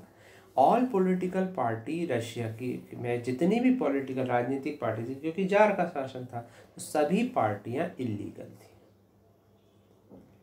अब रशिया के लोगों ने, ये याद रखिएगा, 1898 में, ये वर्ड ध्यान रखिएगा, एक पार्टी बनाई थी जिसका नाम था Russian social democratic worker party. ये सबसे बड़ा नाम है अभी तक। इसके पहले हमने यूरोप की जब बात पढ़ी थी तो 3 जगह की 3 पार्टी पढ़ी थी। अब याद करो, ब्रिटेन में कौन सी बनी थी, जर्मनी में कौन सी बनी थी, SDP आया था जिसका शॉर्ट फॉर्म याद आ रहा। अब वैसे ही यहाँ की बात हो रही थी। इसमें एक बड़ी पार्टी बनी सोशलिस्ट, जो कि मार्क्स के आइडियाज़ को रिस्पेक्ट करते थे। अब मार्क्स का आइडिया क्या था, कौन सी किताब लिखी थी मार्क्स ने, पीछे मैंने अभी बताया आपको। हाउएवर मार्क्स ने दास कैपिटल लिखी थी और उनने कम्युनिज्म के आइडिया को सपोर्ट किया था, जो सोशलिज्म का दूसरा रूप, मतलब दूसरा नाम है। However, because of government policy, it had to be operate illegal. मतलब वहाँ पर जो social democratic, Russian social democratic worker party थी वो इलीगल मानी जाती थी, मतलब चोरी छुपे काम करती थी। It set up a newspaper, mobilise workers and organise strike. वो एक न्यूज़पेपर उन्होंने सेटअप कर लिया था, वो वर्कर्स को मोबिलाइज करती थी, स्ट्राइक को सपोर्ट करती थी। कुछ रशियन सोशलिस्ट ने फेल्ट किया कि रशियन के जो पीजेंट हैं वो तो लैंड को पीरियडिकली खुद ही अपने अंदर डिवाइड कर लेते हैं। वहाँ एक प्रथा थी कि जैसे मान लो किसी व्यक्ति को ज़्यादा लैंड की ज़रूरत है, उसका ज़्यादा बड़ा परिवार है, तो बाकी के लोग उसको ज़्यादा लैंड दे देते थे। ये वहाँ पर प्रथा थी। तो ये स्थिति देख करके कि अरे यार पीजेंट तो बड़ा अच्छा काम करते हैं, कि जैसे मान लीजिए किसी की ज़रूरत है, जो आप तो कोई आदमी एक दाना नहीं देता, यहाँ तो लोग क्या है आपस में लैंड को डिवाइड कर लेते हैं। सो पीजेंट नॉट वर्कर, वर्कर की बात नहीं हो रही, peasant would be the main force of revolution. कुछ लोग ये मानने लगे थे कि पीजेंट से यदि हम ऐसा काम करवाएं तो वो बहुत अच्छा रेवोल्यूशन ला सकते हैं, क्रांति ला सकते हैं। क्रांति का मतलब होता है बदलाव। Russian could become socialist more quickly other than country. और उन्होंने सोचा कि यदि, क्योंकि 85% तो केवल पीजेंट ही हैं, तो क्यों ना पीजेंट को शामिल किया जाए, और उनसे उनके अंदर ये विचार भी है। Socialist were active in countryside through late 19th century. और क्या हुआ, सोशलिस्ट बड़े एक्टिव थे वहाँ पर। उन्होंने सोशल, अब एक और नई पार्टी बनने लगी, सोशलिस्ट रेवोल्यूशनरी पार्टी बनाई 1900 में। तो अभी पहले कौन सी बनी थी, Russian social democratic party, worker party. कब बनी थी, 1898 में। रशिया की बात हो रही। दूसरी पार्टी, इसका नाम याद रखिएगा, ये पार्टी का नाम अब लास्ट तक चलेगा, सोशलिस्ट रेवोल्यूशनरी पार्टी, जिसका नाम बाद में थोड़ा चेंज हो जाएगा, मगर ये चलेगा लास्ट तक। क्या नाम है, फिर से बताइए। सोशलिस्ट रेवोल्यूशनरी पार्टी कब बनाई, 1900 में। यह पार्टी ने किसके लिए स्ट्रगल करी, पीजेंट के लिए। राइट और डिमांड करी लैंड को, कि लैंड का नोबल्स, और ये कही कि नोबल्स के पास जो लैंड है वो पीजेंट को दे देना चाहिए। इसी पार्टी के जैसे एक और इसका भाग था जिसका नाम था सोशल डेमोक्रेट्स। ध्यान रखिएगा, रशिया में दो स्थिति है, एक तरफ पीजेंट है, एक तरफ वर्कर है। पहले एक जनरल पार्टी थी, सोशल डेमोक्रेटिक वर्कर्स पार्टी, फिर जिसमें वर्कर्स के लिए काम करती थी। सोशल डेमोक्रेटिक वर्कर्स पार्टी किसके लिए काम करती थी, वर्कर के। और सोशलिस्ट रेवोल्यूशनरी पार्टी किसके लिए काम करती थी, पीजेंट के लिए। तो जो सोशल डेमोक्रेटिक पार्टी थी, उनने जब देखी कि सोशल रेवोल्यूशनरी पार्टी ऐसा कर रही है, तो ये लिखा है सोशल डेमोक्रेट्स जो थे वो सोशल रेवोल्यूशनरी पार्टी के अगेंस्ट में थे। और सोशल रेवोल्यूशनरी पार्टी का लीडर था लेनिन, व्लादिमीर लेनिन इनका पूरा नाम था, ये याद रखिएगा। अब यहाँ से लेनिन का नाम आएगा, और लेनिन के बाद स्टालिन का आएगा। समझ में आ रहा है। तो वर्कर लोगों की party social democratic workers party, जिसको सोशल डेमोक्रेट्स भी कहते हैं, और पीजेंट लोगों की पार्टी सोशल रेवोल्यूशनिस्ट पार्टी। इनके नेता लेनिन। तो लेनिन चाहते थे कि peasants were not one United group, peasant का एक ग्रुप हो ही नहीं सकता। कौन कह रहा है, उनका नेता।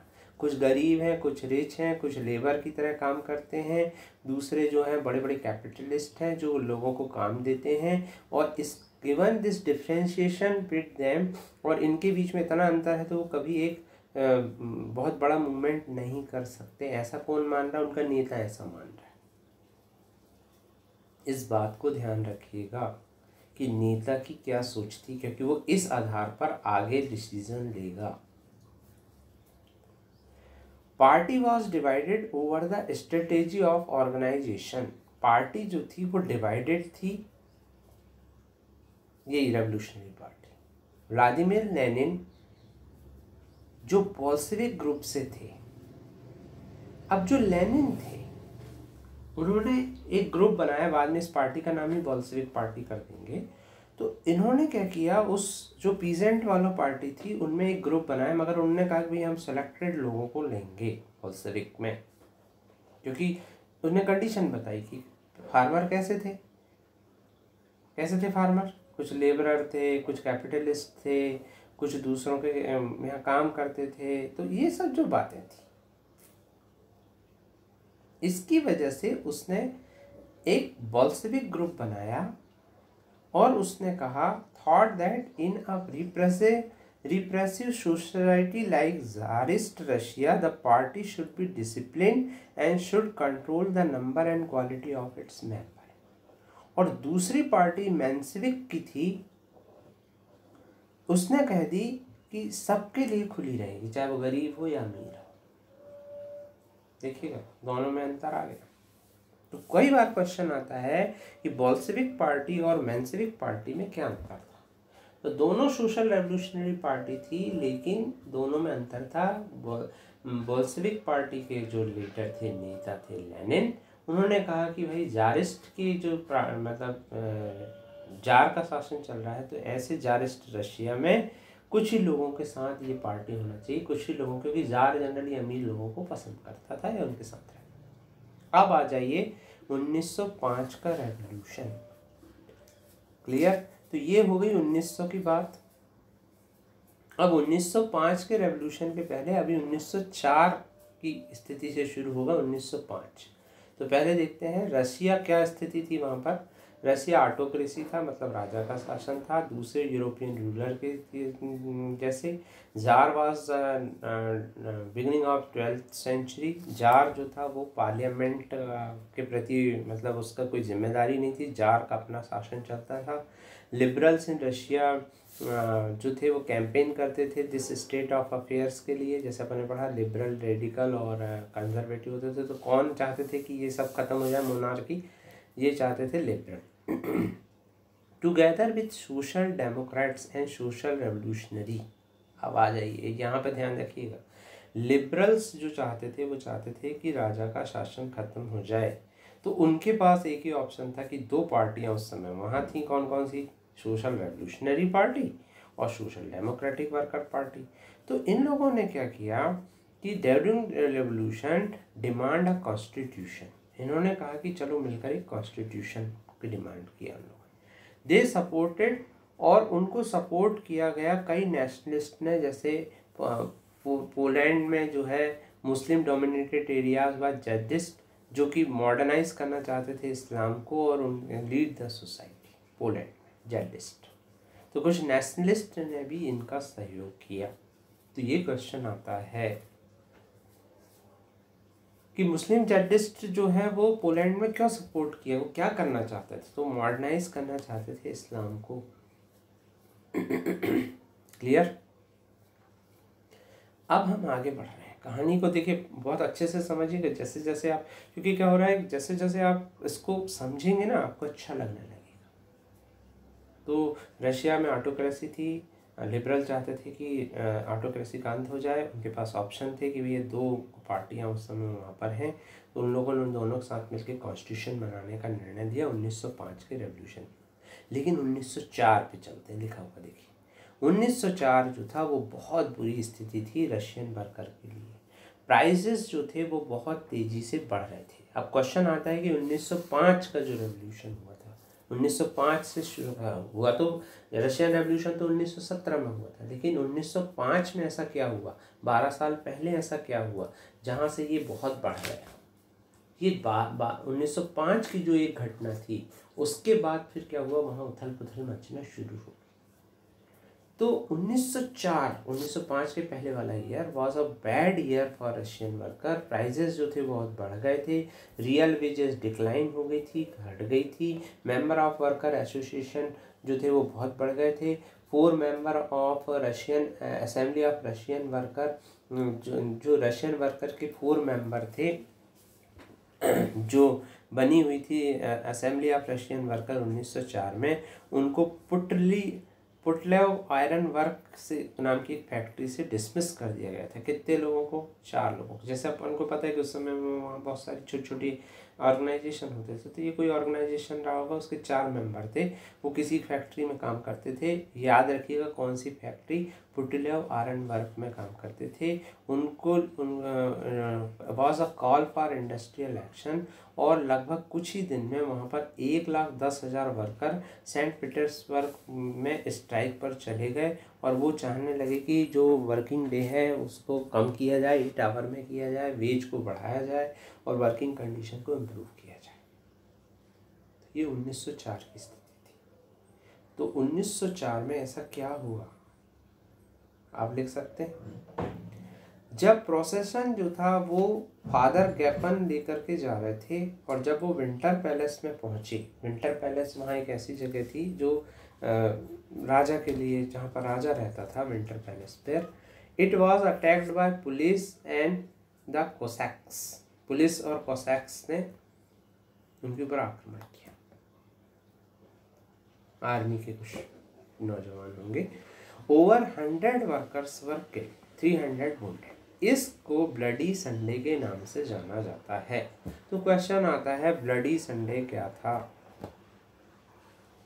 तो ब्लडी संडे में आपको यहाँ से कहानी शुरू करनी पड़ेगी कि 1904 में ये था, इस फैक्ट्री के वर्कर्स को निकाल दिया गया था, इतने वर्कर को इन्होंने स्ट्राइक बुलाई, ये लोग विंटर पैलेस के सामने प्रदर्शन कर रहे थे। अचानक क्या हुआ, पुलिस और कोसैक्स ने आक्रमण किया और इसके कारण इतने लोग घायल हो गए, इतने लोग मर गए। इसको कहते हैं, और started a series of event that became known as 1905 revolution. और इसी को 1905 रेवोल्यूशन कहते हैं। तो यदि आपसे क्वेश्चन पूछा जाता है कि 1905 का रेवोल्यूशन क्या है, तो आपको क्या लिखना है, तो भी यही लिखना है।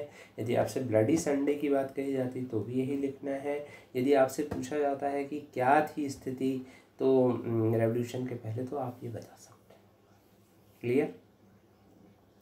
अब क्या हुआ, ड्यूरिंग 1905 रेवोल्यूशन जार ने अलाउड किया, जब जार ने देखा कि अरे बाप रे इतने सारे लोगों को क्लियर हो गया, तो अब क्या हुआ, सब जगह जो है कंट्री यूनिवर्सिटी सब क्लोज डाउन हो गई। स्टूडेंट ने वॉकआउट करना शुरू कर दिया, वॉकआउट, और कंप्लेन करने लगे कि जो सिविल लिबर्टीज़ हैं वो बहुत कम हो गई हैं। डॉक्टर, लॉयर, इंजीनियर सारे लोग जो है यूनियन पे यूनियन बनाने लगे और उन्होंने एक कॉन्स्टिट्यूएंट असेंबली की मांग की कि राजा का जो शासन है वो नहीं चलेगा। तो जब उसने देखा ज़ार ने, तो उसने एक क्रिएशन करने का निर्णय लिया कि क्रिएशन किया जाए इलेक्टेड कॉन्स्टिट्यूएंट पार्लियामेंट, जिसको ड्यूमा कहा जाता है। तो क्वेश्चन आता है ड्यूमा क्या है। तो इस सिर्फ एक लाइन में यदि आपसे पूछा जाए ड्यूमा क्या है, तो इलेक्टेड कॉन्स्टिट्यूएंट कंसल्टेटिव पार्लियामेंट को ड्यूमा कहते हैं। अपॉइंटेड बाय जार या created by czar is called Duma. For a brief period, जब तक रेवोल्यूशन था, ये बहुत सारे ट्रेड यूनियन और फैक्ट्री कमेटी और फैक्ट्री वर्कर के जो ट्रेड यूनियन थे, आफ्टर 105, और ये थोड़े दिन के लिए बनाई गई। After 1905 most committees and union work unofficially since they were declare illegal, severe restriction placed. और फिर धीरे से उसने क्या किया कि जितने भी ये यूनियन थे इन सब पे रिस्ट्रिक्शन रखने लगा और धीरे से ड्यूमा को 75 डेज में फर्स्ट ड्यूमा को डिसमिस कर दिया और जल्दी से सेकंड ड्यूमा बना दिया 3 मंथ। ये स्थिति थी राजा की। वो किसी भी तरह की क्वेश्चनिंग नहीं चाहता था उसकी अथॉरिटी पर और अपने पावर के रिडक्शन पर। He change the voting laws, paid the third Duma with conservative politics. तो 2 बार उसने ड्यूमा को, एक बार 75 डेज में, एक बार 90 डेज में, और उसके बाद फिर क्या हुआ, उसने तीसरी जो ड्यूमा बनाई तो उसमें उसने लिबरल और रेडिकल को नहीं रखा, उसने कंजर्वेटिव को रखा क्योंकि उसे मालूम था कि कंजर्वेटिव लोग उसको सपोर्ट करेंगे। तो बहुत सारे क्वेश्चन यहाँ पर बन सकते हैं। सबसे पहला, ब्लडी संडे क्या था। दूसरा, 1905 का रेवोल्यूशन क्या था। तीसरा, 1905 के रेवोल्यूशन में किन किन लोगों ने साथ दिया। चौथा, 1905 रेवोल्यूशंस के बाद क्या बना। पांचवा, ड्यूमा किसको कहते थे। ड्यूमा, कितनी ड्यूमा उसने बनाया, किसने, जार ने। और जार ने जो तीसरी ड्यूमा बनाया उनमें किन लोगों को रखा, किनको रखा, लिबरल्स को रखा, सॉरी कंजर्वेटिव्स को रखा। लिबरल्स और रेवोल्यूशनरीज को उसने बाहर रखा। फिर ये न्यू वर्ड आ गए, जेडिस्ट कौन थे और रियलविज का क्या मतलब, ये याद रखते जाइएगा आगे बढ़ रहे हैं। आया समझ में आ रहा है। तो ये था 1905। अभी 1917 तक पहुंचना है हमको। अब फर्स्ट वर्ल्ड वार उस समय में जब शुरू हुआ, अब देखिए 1905 से लोगों के अंदर ये सब था। अब आगे 9 साल आगे चले गए, अब आ गए 1914 में, हम 1917 तक पहुंचेंगे। 1914 में वार ब्रोक आउट हुआ दो यूरोपियन अलायंस में। जर्मनी, ऑस्ट्रिया और तुर्की को सेंट्रल पावर कहते थे। फ्रांस, ब्रिटेन और रशिया को लेटर इटली एंड रोमानिया भी इसमें शामिल हो गए थे, इनको जो है वो एलाइड पावर कहते थे। ईच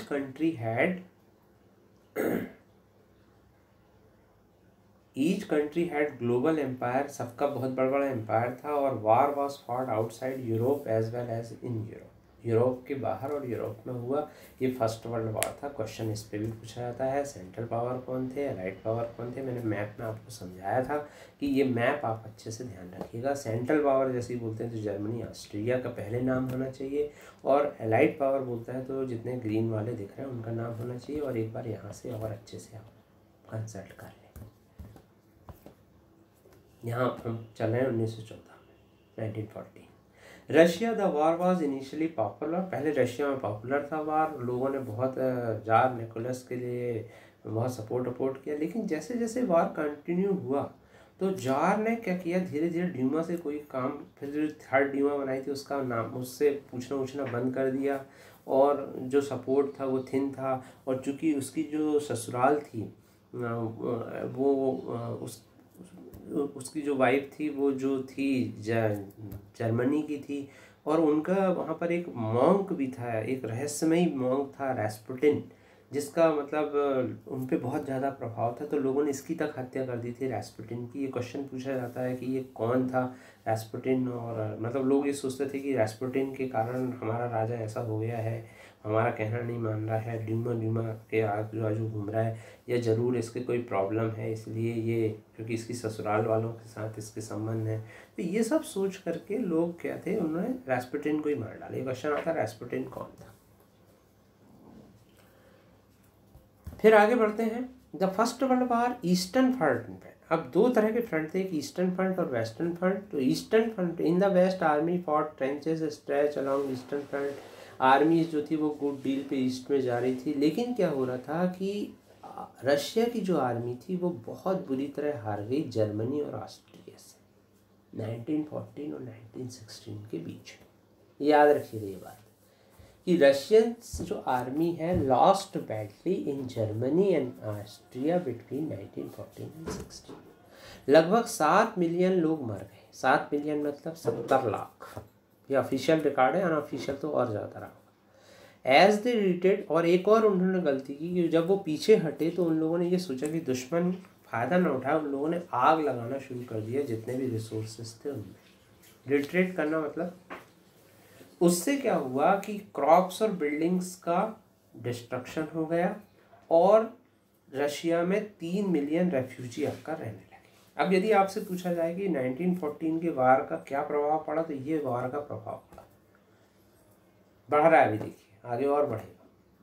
तो आप सीधे यहीं से लिखेंगे, रशिया की पोजीशन ठीक नहीं थी, रशिया हार रहा था, रशिया हार चुका था, और उस कितने लोग मर गए थे, 7 मिलियन कैजुअलिटी हो गई थी, 7 million people died, 3 million refugees came to Russia. क्योंकि रिट्रीटिंग करते समय, रिट्रीटिंग मतलब पीछे हटना, सेना क्या करती है, सब जलाते जाती है, जिससे क्या हो, दुश्मन की सेना जब आगे बढ़े तो उसे कुछ खाने पीने को न मिले तो वो वैसे ही मर जाए, ठंड वैसे ही बहुत थी।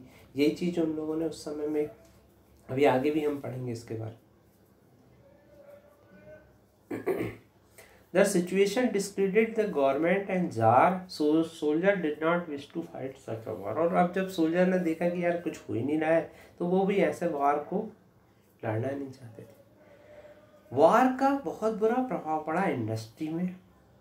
रशियन की वैसे ही इंडस्ट्री कम थी, कंट्री का जो सप्लायर्स था उनसे कंट्रोल ख़त्म हो गया, जर्मन से बहुत सारा सामान आता था वो ख़त्म हो गया, तो इंडस्ट्रियल इक्विपमेंट डिसइंटीग्रेटेड हो गए रशिया में और दूसरी जगह की तुलना में, क्योंकि रशिया का वैसे इंडस्ट्री कम था। रेलवे लाइन टूटना शुरू हो गई। अच्छे लोग जो थे उनको सबको सेना में भर लिया था, और कितने लोग मर गए थे, 70 लाख लोग मर गए थे। जो एबल बॉडीड मैन थे उनको वॉर में बुला लिया गया था। अब वहाँ पर लेबर का शॉर्टेज हो गया था। स्मॉल वर्कशॉप जो थी वो बंद हो गई थी। लार्ज सप्लाई जो ग्रेन थी वो जो भी बहुत ज़्यादा अनाज हो रहा था वो सब सेना को खाना खिलाने में जा रहा था। और लोग जो थे सिटीज़ में ब्रेड और फ्लोर जो था लोगों के लिए नहीं मिल रहा था क्योंकि सब सेना के लिए जा रहा था। तो 1916 तक रॉयट्स माने होता है दंगे ब्रेड शॉप में कॉमन हो गए। देखिए हम पहुंच गए 1916। 1905 की ब्लडी बात हुई, फिर आ गए हम वर्ल्ड वार पे। वर्ल्ड वार का इफेक्ट हमने पढ़ा और अब हम 1917 तक पहुंच रहे हैं, 16 में पहुंच गए। अभी रशियन रेवोल्यूशन शुरू नहीं हुआ है, मतलब सिर्फ एक छोटी सी घटना हुई है, मगर अभी एग्जैक्टली जैसे हम रशियन रेवोल्यूशन कह रहे हैं वो नहीं शुरू हुआ। समझ में आ रहा है इतना? अब एक एक्टिविटी आ गई है, अब आप बताइए क्या करते आप जार की जगह होते तो। अब आया फेब्रुअरी रेवोल्यूशन इन पेट्रोग्राड। तो यहाँ तक आपको समझ में आ गया होगा। यदि आपसे क्वेश्चन पूछा जाता है कि सेकेंड वर्ल्ड वार के बाद रशिया में क्या प्रभाव पड़ा तो आप बता सकते हैं। आप बता सकते हैं रशियन रेवोल्यूशन के यदि दो कारण आपसे पूछे जाएं तो पहला 1905 से आप शुरू करेंगे जिसमें 1904 का जिक्र आएगा, ब्लडी संडे की बात आएगी जिससे सपोर्ट आएगा, ड्यूमा की बात आएगी, ड्यूमा की स्थिति की बात आएगी, फिर आएंगे सेकेंड वर्ल्ड वार पे, सेकेंड वर्ल्ड वार की स्थिति बताएंगे। ये इस तरह से हमको क्वेश्चन का आंसर लिखते आना चाहिए, पॉइंट में बना के आप लिख सकते हैं।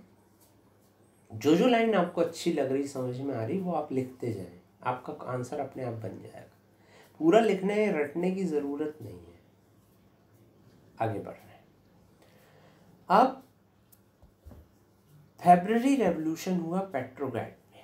ये पेट्रोग्राड क्या है? तो सेंट पीटर्सबर्ग का नाम बदल के पेट्रोग्राड कर दिया गया था क्योंकि सेंट पीटर्सबर्ग जो है वो जर्मन भाषा में था। तो लोगों को डर था कि कहीं ऐसा ना हो कि जर्मनी वाले और नाराज़ हो जाए, आक्रमण कर दें, तो उन्होंने पेट्रोग्राड रख दिया। In winter 1917 condition in capital Petrograd were green. The layout of city was emphasis to division among its people. Worker quarter factory जो थी वो रिवर नेवा के राइट तरफ थी और लेफ्ट तरफ जो था वो फैशनेबल एरिया था। मतलब एक रिवर थी नीवा करके। तो एक तरफ वर्कर लोग रहते थे, एक तरफ अच्छे अच्छे लोग रहते थे। एक तरफ वर्करों को हमेशा खाना पीना नहीं मिलता था, दिक्कत जाती थी। विंटर पैलेस, ऑफिशियल बिल्डिंग और पैलेस जो थे वो सब लेफ्ट बैंक में थे। फरवरी 1917 में क्या हुआ? फूड शॉर्टेज बहुत ज़्यादा होने लगा वर्कर के क्वार्टर तरफ, मतलब नदी के एक तरफ राइट साइड। विंटर बहुत कोल्ड थी और बहुत ज़्यादा फ्रॉस्ट हो रहा था और पार्लियामेंट चाह रही थी कि wishing to preserve elected government were oppose to tsar desire to dissolve the Duma. और ये लोग चाह रहे थे कि इलेक्टेड गवर्नमेंट बची रहे, जबकि जार ने क्या करा था? डूमा को डिसॉल्व कर दिया था। अब क्या हुआ? फरवरी 22 को, अब ध्यान रखिएगा, आप शुरू हो रहा है रेवोल्यूशन। फरवरी 22 को एक लॉकआउट हुआ एक फैक्ट्री में राइट बैंक पे, और नेक्स्ट डे 50 फैक्ट्री के जो वर्कर थे उन्होंने एक स्ट्राइक बुला ली, जैसे वहाँ होता था स्ट्राइक हो गई। Many factories women led the way to strike. अब चूंकि वहाँ पर मैन तो कम ही थे, सब युद्ध में चले गए, तो औरतें ज़्यादा काम करती थी, तो वुमेन जो थी वो स्ट्राइक में आ गई थी। और इसी दिन को इंटरनेशनल विमेन डे कहा जाता है। किसको? 22 फरवरी को। याद रखिएगा, ये क्वेश्चन आता है क्यों कहा जाता है। तो ये महिलाएं डेमोन्स्ट्रेटिंग कर रही थी across from the factory quarter to centre of capital Nevsky Prospect, ये वहाँ का रोड का नाम है या जगह का नाम है। और political party actively organising the movement as a fashionable quarter and official building was surrounded by worker. और जब वो नोवा नदी के लेफ्ट साइड में ये लोग आ गए और इन लोगों ने सब एरिया को घेर लिया, तो गवर्नमेंट ने कर्फ्यू इम्पोज किया, डेमोन्स्ट्रेशन को डिस्पर्स कर दिया गया। और फिर क्या हुआ? मगर वो फिर से वापस आ गए 24 और 25 फरवरी को।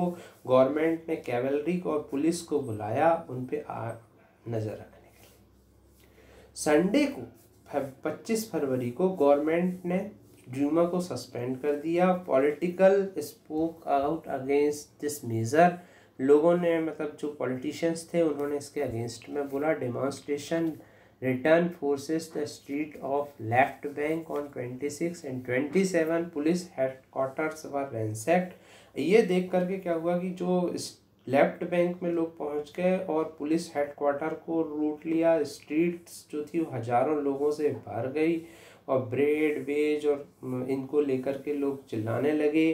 गवर्नमेंट ने कंट्रोल करने की सिचुएशन करी तो कैवलरी को बुलाई। कैवलरी मतलब होता सेना, जैसी सेना को बुलाई तो सेना ने रिफ्यूज़ कर दिया कि हम गोली नहीं चलाएंगे।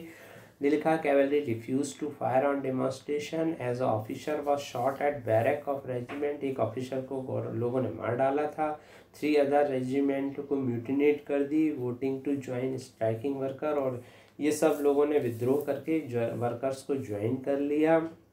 और इन लोगों ने मिलकर के, सोल्जर और स्ट्राइकिंग वर्कर ने मिलकर के एक नई यूनियन बनाई जिसका नाम था सोवियत और काउंसिल, उसी बिल्डिंग में जहां ड्यूमा मिलती थी, और इसका नाम था पेट्रोग्रेड सोवियत।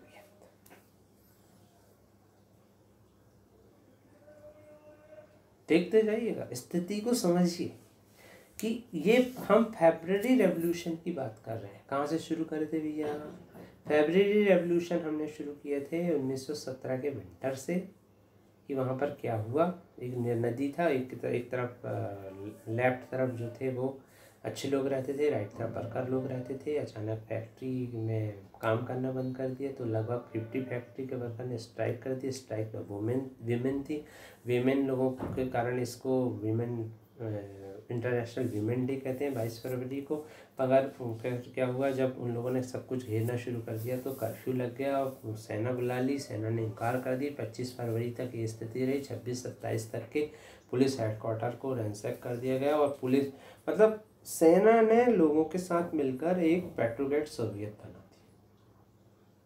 दूसरे ही दिन डेलीगेशन मतलब होता है शिष्टमंडल, सेंट जार के पास भेजा गया। मिलिट्री कमांडर ने उसको एडवाइस किया, जार को देख इस्तीफा दे दे, नहीं तो फिर तू भी बचेगा नहीं। तो ये he followed their advice and abdicated on 2 मार्च। और 2 मार्च को, फरवरी तो ख़त्म हो गया था, 2 मार्च को उसने इस्तीफा दे दिया। बस यही जो है रशियन रेवोल्यूशन की पहली जीत थी।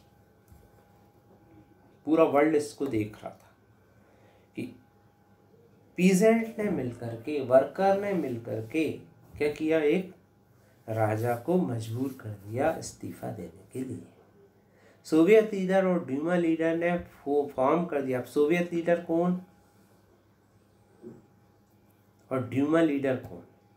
सोवियत लीडर मतलब जो वर्कर और सेना वाले मिलकर के जो बनाए थे सोवियत पेट्रोग्रेड, उसके लीडर। और ड्यूमा के लीडर्स ने एक प्रोविंशियल गवर्नमेंट बनाई। प्रोविंशियल गवर्नमेंट मतलब प्रोविजनल सरकार बनाई, काम चलाऊ सरकार या अस्थायी सरकार जिसको कह सकते हैं। रसिया का फ्यूचर अब एक कॉन्स्टिट्यूएंट असेंबली से डिसाइड होगा, ये उन्होंने कहा। जो यूनिवर्सल एडल्ट सफ्रेज मतलब महिलाओं को भी जिसमें अधिकार होगा वोट डालने का। Petrograd had led February revolution that brought down monarchy in 1957। ये स्थिति थी। अब ये कुछ बॉक्स दिए जाते हैं बीच में, तो ये बॉक्स जो है वो कौन क्या लिखा किसने किस पेपर में, उसके बारे में है, ये आप पढ़िएगा प्लीज़। आखिर आगे कहानी बढ़ रही है। फरवरी के बाद क्या हुआ? 3.1 आर्मी ऑफिशियल, लैंड ओवर और इंडस्ट्रियलिस्ट जो थे वो इन्फ्लुएंशियल हो गए प्रोविंशियल गवर्नमेंट्स। मतलब ये सब लोग प्रोविंशियल गवर्नमेंट में थे, पर लिबरल सोशलिस्ट जो थे among them worked toward the elected government. और लिबरल और सोशलिस्ट चाहते थे कि इलेक्टेड गवर्नमेंट है। रिस्ट्रिक्शन ऑन पब्लिक मीटिंग और एसोसिएशन वर रिमूव्ड। रिस्ट्रिक्शन जो लगे थे पब्लिक मीटिंग पे वो रिमूव हो गए। Soviets like the Petrograd soviet were set up everywhere. हर जगह सोवियत पेट्रोग्रेड सोवियत बन गई जिसमें वर्कर और सोल्जर्स से मिलकर के जो बनी थी। और no common system of election, कोई इलेक्शन का कॉमन सिस्टम नहीं आया। ये फरवरी के बाद हुआ। फरवरी आपको समझ में आ गया। अब ये देखा गया कि सोवियत ने जो है पावर ले लिया, उन्होंने डिक्लेयर कर दिया लैंड जो, अब इन्होंने डिक्लेयर किया, अब इनकी बड़ी इच्छा थी जो जो चीज़ों की, क्या क्या चीज़ों की इच्छा थी कि land to be transfer to peasant, land जो है जो कृषि का लैंड है वो पीजेंट को दे दिया जाए, बैंक्स को सारे नेशनलाइज कर दिया जाए, जैसे कि पहले स्थिति थी कि भाई गवर्नमेंट जो है वैसे कोऑपरेटिव बनाए। ये 3 डिमांड थी। कौन कौन सी? पहली डिमांड वार को क्लोज किया जाए, दूसरी डिमांड लैंड को ट्रांसफ़र किया जाए, तीसरी डिमांड बैंक को नेशनलाइज किया जाए। इसको अप्रैल थीसिस कहते हैं, जो लेनिन ने दी थी। और लेनिन कौन थे अब आप बताओ। ये क्वेश्चन आता है कि लेनिन ने क्या मांगा था, कौन सी पार्टी से थे भैया लेनिन? भूल गए? बोल्शेविक की मेंशेविक? बोल्शेविक से थे। बोल्शेविक किनको कहा जाता था, किन के लिए काम करता था? बोल्शेविक काम करता था पीसेंट के लिए। समझ गए? मुझे पहले पढ़वाया मैंने मेंशेविक और बोल्शेविक। फिर से आ गए देखिएगा। They thought that time was not yet too ripe for social revolution and provincial government needed to be supported. उन्होंने सोचा कि प्रोविंशियल गवर्नमेंट को ही सपोर्ट कर देते हैं, परंतु धीरे धीरे क्या हुआ कि जब प्रोविंशियल गवर्नमेंट के लोग अपने मनमानी करने लगे तो इन लोगों ने, बोल्शेविक वालों ने अपना जो है बाद में, पहले तो ये सपोर्ट कर रहे थे पर धीरे धीरे तो इन्होंने अप्रैल थीसिस रखा प्रोविंशियल गवर्नमेंट के सामने कि हमारी ये 3 बातें मान लीजिए। जैसे जैसे समर में मूवमेंट स्प्रेड हुआ, इंडस्ट्रीज एरियाज फॉर्म हुए, questioning the way of industrialist ran their factory. धीरे धीरे क्या हुआ कि अब वर्करों में भी आए कि भैया ये लोग ऐसा मांग रहे हैं, तो वर्करों में भी आया। ट्रेड यूनियन बहुत बढ़ गए, सोल्जर की कमेटी बन गई। लगभग 500 Soviet sent representative to all Russian congress of Soviet में उन्होंने 500 रिप्रेजेंटेटिव भेजे प्रोविंशियल गवर्नमेंट। तो जब उन्होंने देखा प्रोविंशियल गवर्नमेंट ने कि उसका पावर रिड्यूस हो रहा है और बोल्शेविक लोगों का पावर तो बढ़ रहा है, क्योंकि सब लोग देख रहे हैं कि बोल्शेविक लोग अच्छा काम कर रहे हैं, तो उन्होंने इस डिसकंटेंट को रोकने के लिए स्टर्न मेजर अपनाए, कड़े कदम उठाने लगे। और it resisted attempted by worker to run factories and began arresting leaders. और उनने क्या किए कि लीडर को अरेस्ट करना शुरू कर दिया। तो popular demonstration staged by Bolshevik, और बोल्शेविक लोग क्या हुआ ज़्यादा डेमोन्स्ट्रेशन करने लगे, और जितने भी डेमोन्स्ट्रेशन जुलाई में हुए उनको सबको रिप्रेस कर दिया गया। बहुत सारे बोल्शेविक लीडर्स को जो है वो भागने लगे, हाइड करने लगे, या फ्ली मतलब भागने लगे। क्योंकि क्या हुआ, जो प्रोविंशियल गवर्नमेंट थी, प्रोविंशियल गवर्नमेंट में कौन कौन थे फिर से जाके पढ़िए, आर्मी ऑफिशियल, लैंड ओवर और इंडस्ट्रियलिस्ट, ये लोग थे। तो ये जो थे ये नहीं चाहते थे कि किसानों का ये ग्रुप इतना अच्छा हो जाए, तो उन लोगों ने इनके अगेंस्ट। परंतु जो कंट्री साइड थे पीजेंट और उनके जो सोशल रेवोल्यूशनरी लीडर थे, उन्होंने डिस्ट्रीब्यूशन ऑफ लैंड के ऊपर बहुत प्रेशराइज किया है कि यदि आप ऐसा नहीं करोगे तो हम अनाज उगाना बंद कर दें। Land committees were form, land committee बनी, और encouraged by social revolutionary peasant seize the land. और जब पीजेंट ने देखा कि उनकी पार्टी उनके साथ में, तो उन लोगों ने हड़पना शुरू कर दिया लैंड को। अब आया अक्टूबर का रेवोल्यूशन। देखिए मार्च, देखिए फरवरी से शुरू हुआ था। फरवरी में 2 मार्च को राजा ने इस्तीफा दे दिया था, जार ने इस्तीफा दे दिया था, प्रोविंशियल गवर्नमेंट बन गई थी। प्रोविंशियल गवर्नमेंट की टकराहट हो रही थी बोल्शेविक पार्टी से, लेनिन से। अप्रैल थीसिस लेनिन ने दे दिया था। अब हम आगे बढ़ रहे हैं। Revolution of October 1917। जैसे कॉन्फ्लिक्ट प्रोविंशियल गवर्नमेंट और बोल्शेविक के बीच में बढ़ा, लेनिन को फियर हुआ कि प्रोविंशियल गवर्नमेंट जो होगी वो डिक्टेटर हो जाएंगी, ये लोग सब डिक्टेटर हो जाएंगे। तो उसने डिस्कशन किया कि गवर्नमेंट को आपके अगेंस्ट में कुछ करने का। बोल्शेविक सपोर्टर जो आर्मी में थे, सोवियत में थे, फैक्ट्रीज में थे, उनको सबको उनने बुलाया। ये सब कुछ इम्पॉर्टेंट डेट है रशियन रेवोल्यूशंस की। ये डेट्स आप याद रखिएगा कि मैंने अभी बहुत सारी चीज़ें से डिस्कस करवाया हूँ। अभी अपन 1917 में चल रहे हैं, आगे की स्थिति अभी हम पढ़ेंगे। बाकी आपको लगभग रशियन रेवोल्यूशन तो समझ में आ ही गया होगा। इसके बाद जो स्थिति हुई है वो थोड़ा सा समझने में प्रॉब्लम आता है। तो द अपराइजिंग बिगेन ऑन 24 अक्टूबर। अब अक्टूबर में क्या हुआ, देखिए अक्टूबर रेवोल्यूशन शुरू हो रहा है। Sensing trouble, prime minister Kerensky had left city to summon troops. जो उस समय में प्राइम मिनिस्टर थे प्रोविंशियल गवर्नमेंट के, कैंस्की, वो भी बोल्शेविक के सपोर्टर थे। तो उन लोगों ने क्या किया, उनने सिटी में गए, उन्होंने ट्रूप्स को इकट्ठा किया। At dawn military man loyal to government seize the building. और जो बोल्शेविक के सपोर्टर थे उन लोगों ने गवर्नमेंट की बिल्डिंग को सीज कर लिया। Pro government troop were sent to take over. Telephone पे उन्होंने अधिकार कर लिया बोल्शेविक वालों ने। Swift response, military revolutionary committee ने ऑर्डर किया कि seize government officers and arrest ministers. Late in the day, ship Aurora नाम का एक शिप था, वो विंटर पैलेस को और बाकी की जगह पर रिवर नोवा के आसपास शिप चला कर उन लोगों ने क्या किया, पूरी मतलब जो था उसको अपने कब्जे में ले लिया। किन लोगों ने, बोल्शेविक लोगों ने, और बोल्शेविक लोगों के सपोर्टर, क्योंकि कुछ उस प्रोविंशियल गवर्नमेंट में भी इनके सपोर्टर थे। At a meeting of all Russian Congress of Soviet in Petrograd, majority approved the Bolshevik action। और बहुत सारे लोगों ने बोल्शेविक ने जो काम किया उसका बहुत समर्थन किया।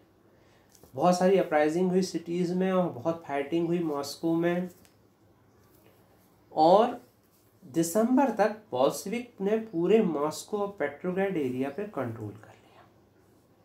यही कहलाता है अक्टूबर रेवोल्यूशन। और अब देखिए कि पूरा जो तंत्र था वो अब किसान वाली पार्टी के हाथ में आ गया, बोल्शेविक ग्रुप के हाथ में आ गया। आया समझ में? तो यदि आपसे पूछा जाता है कि रशियन रेवोल्यूशंस के बारे में लिखिए, तो आपको पूरा ये लिखना पड़ेगा छोटे छोटे पॉइंट में। ब्लडी संडे के बारे में लिखना पड़ेगा, फिर धीरे से आपको पूरी स्थिति बताना पड़ेगा जो हमने पढ़ा, और उसके मेन पॉइंट आपको बताने पड़ेंगे। व्हाट चेंज आफ्टर अक्टूबर। अब अक्टूबर के बाद क्या हुआ, ये रेवोल्यूशन तो हो गया, अब उसके बाद क्या हुआ। बोल्शेविक जो थे वो प्राइवेट प्रॉपर्टी के पहले से अगेंस्ट में थे, तो बहुत सारे बैंक को जो उनकी इच्छा थी अप्रैल थीसिस में उन्होंने नेशनलाइज कर दिया। गवर्नमेंट ने ओनरशिप ले ली, लैंड को जो है मतलब उन लोगों ने बांट दिया। Bolshevik enforce the partition of, उन्होंने इवन बड़े बड़े घरों को भी आपस में बांट दिया, बड़े बड़े अमीर लोगों को, कि भाई 2 लोगों के लिए इतना बड़ा घर क्यों, जो जिन लोग ज़रूरत है उनको दे दो। उन्होंने ओल्ड टाइटल्स जो एरिस्टोक्रेट्स को मिलते थे, जो धनी लोगों को राजा देता था, उस पर बंद कर दिया। और टू असर्ट चेंज, उन्होंने नई यूनिफॉर्म डिज़ाइन कर दी। ये सब कौन कर रहे हैं, बोल्शेविक। ये देखिए नई यूनिफॉर्म। और बोल्शेविक पार्टी का नाम रशियन कम्युनिस्ट पार्टी हो गया, ये ध्यान रखिएगा। तो रशियन कम्युनिस्ट पार्टी का नाम, और बोल्शेविक का नाम क्या हो गया, रशियन कम्युनिस्ट पार्टी। मैंने पहले ही आपको कहा था कि इसका एक नाम लास्ट तक चलेगा। ये वही रेवोल्यूशनरी पार्टी बोल्शेविक पार्टी बनी जो पीजेंट के कारण, और पीजेंट की यही पार्टी रशियन कम्युनिस्ट पार्टी बनी।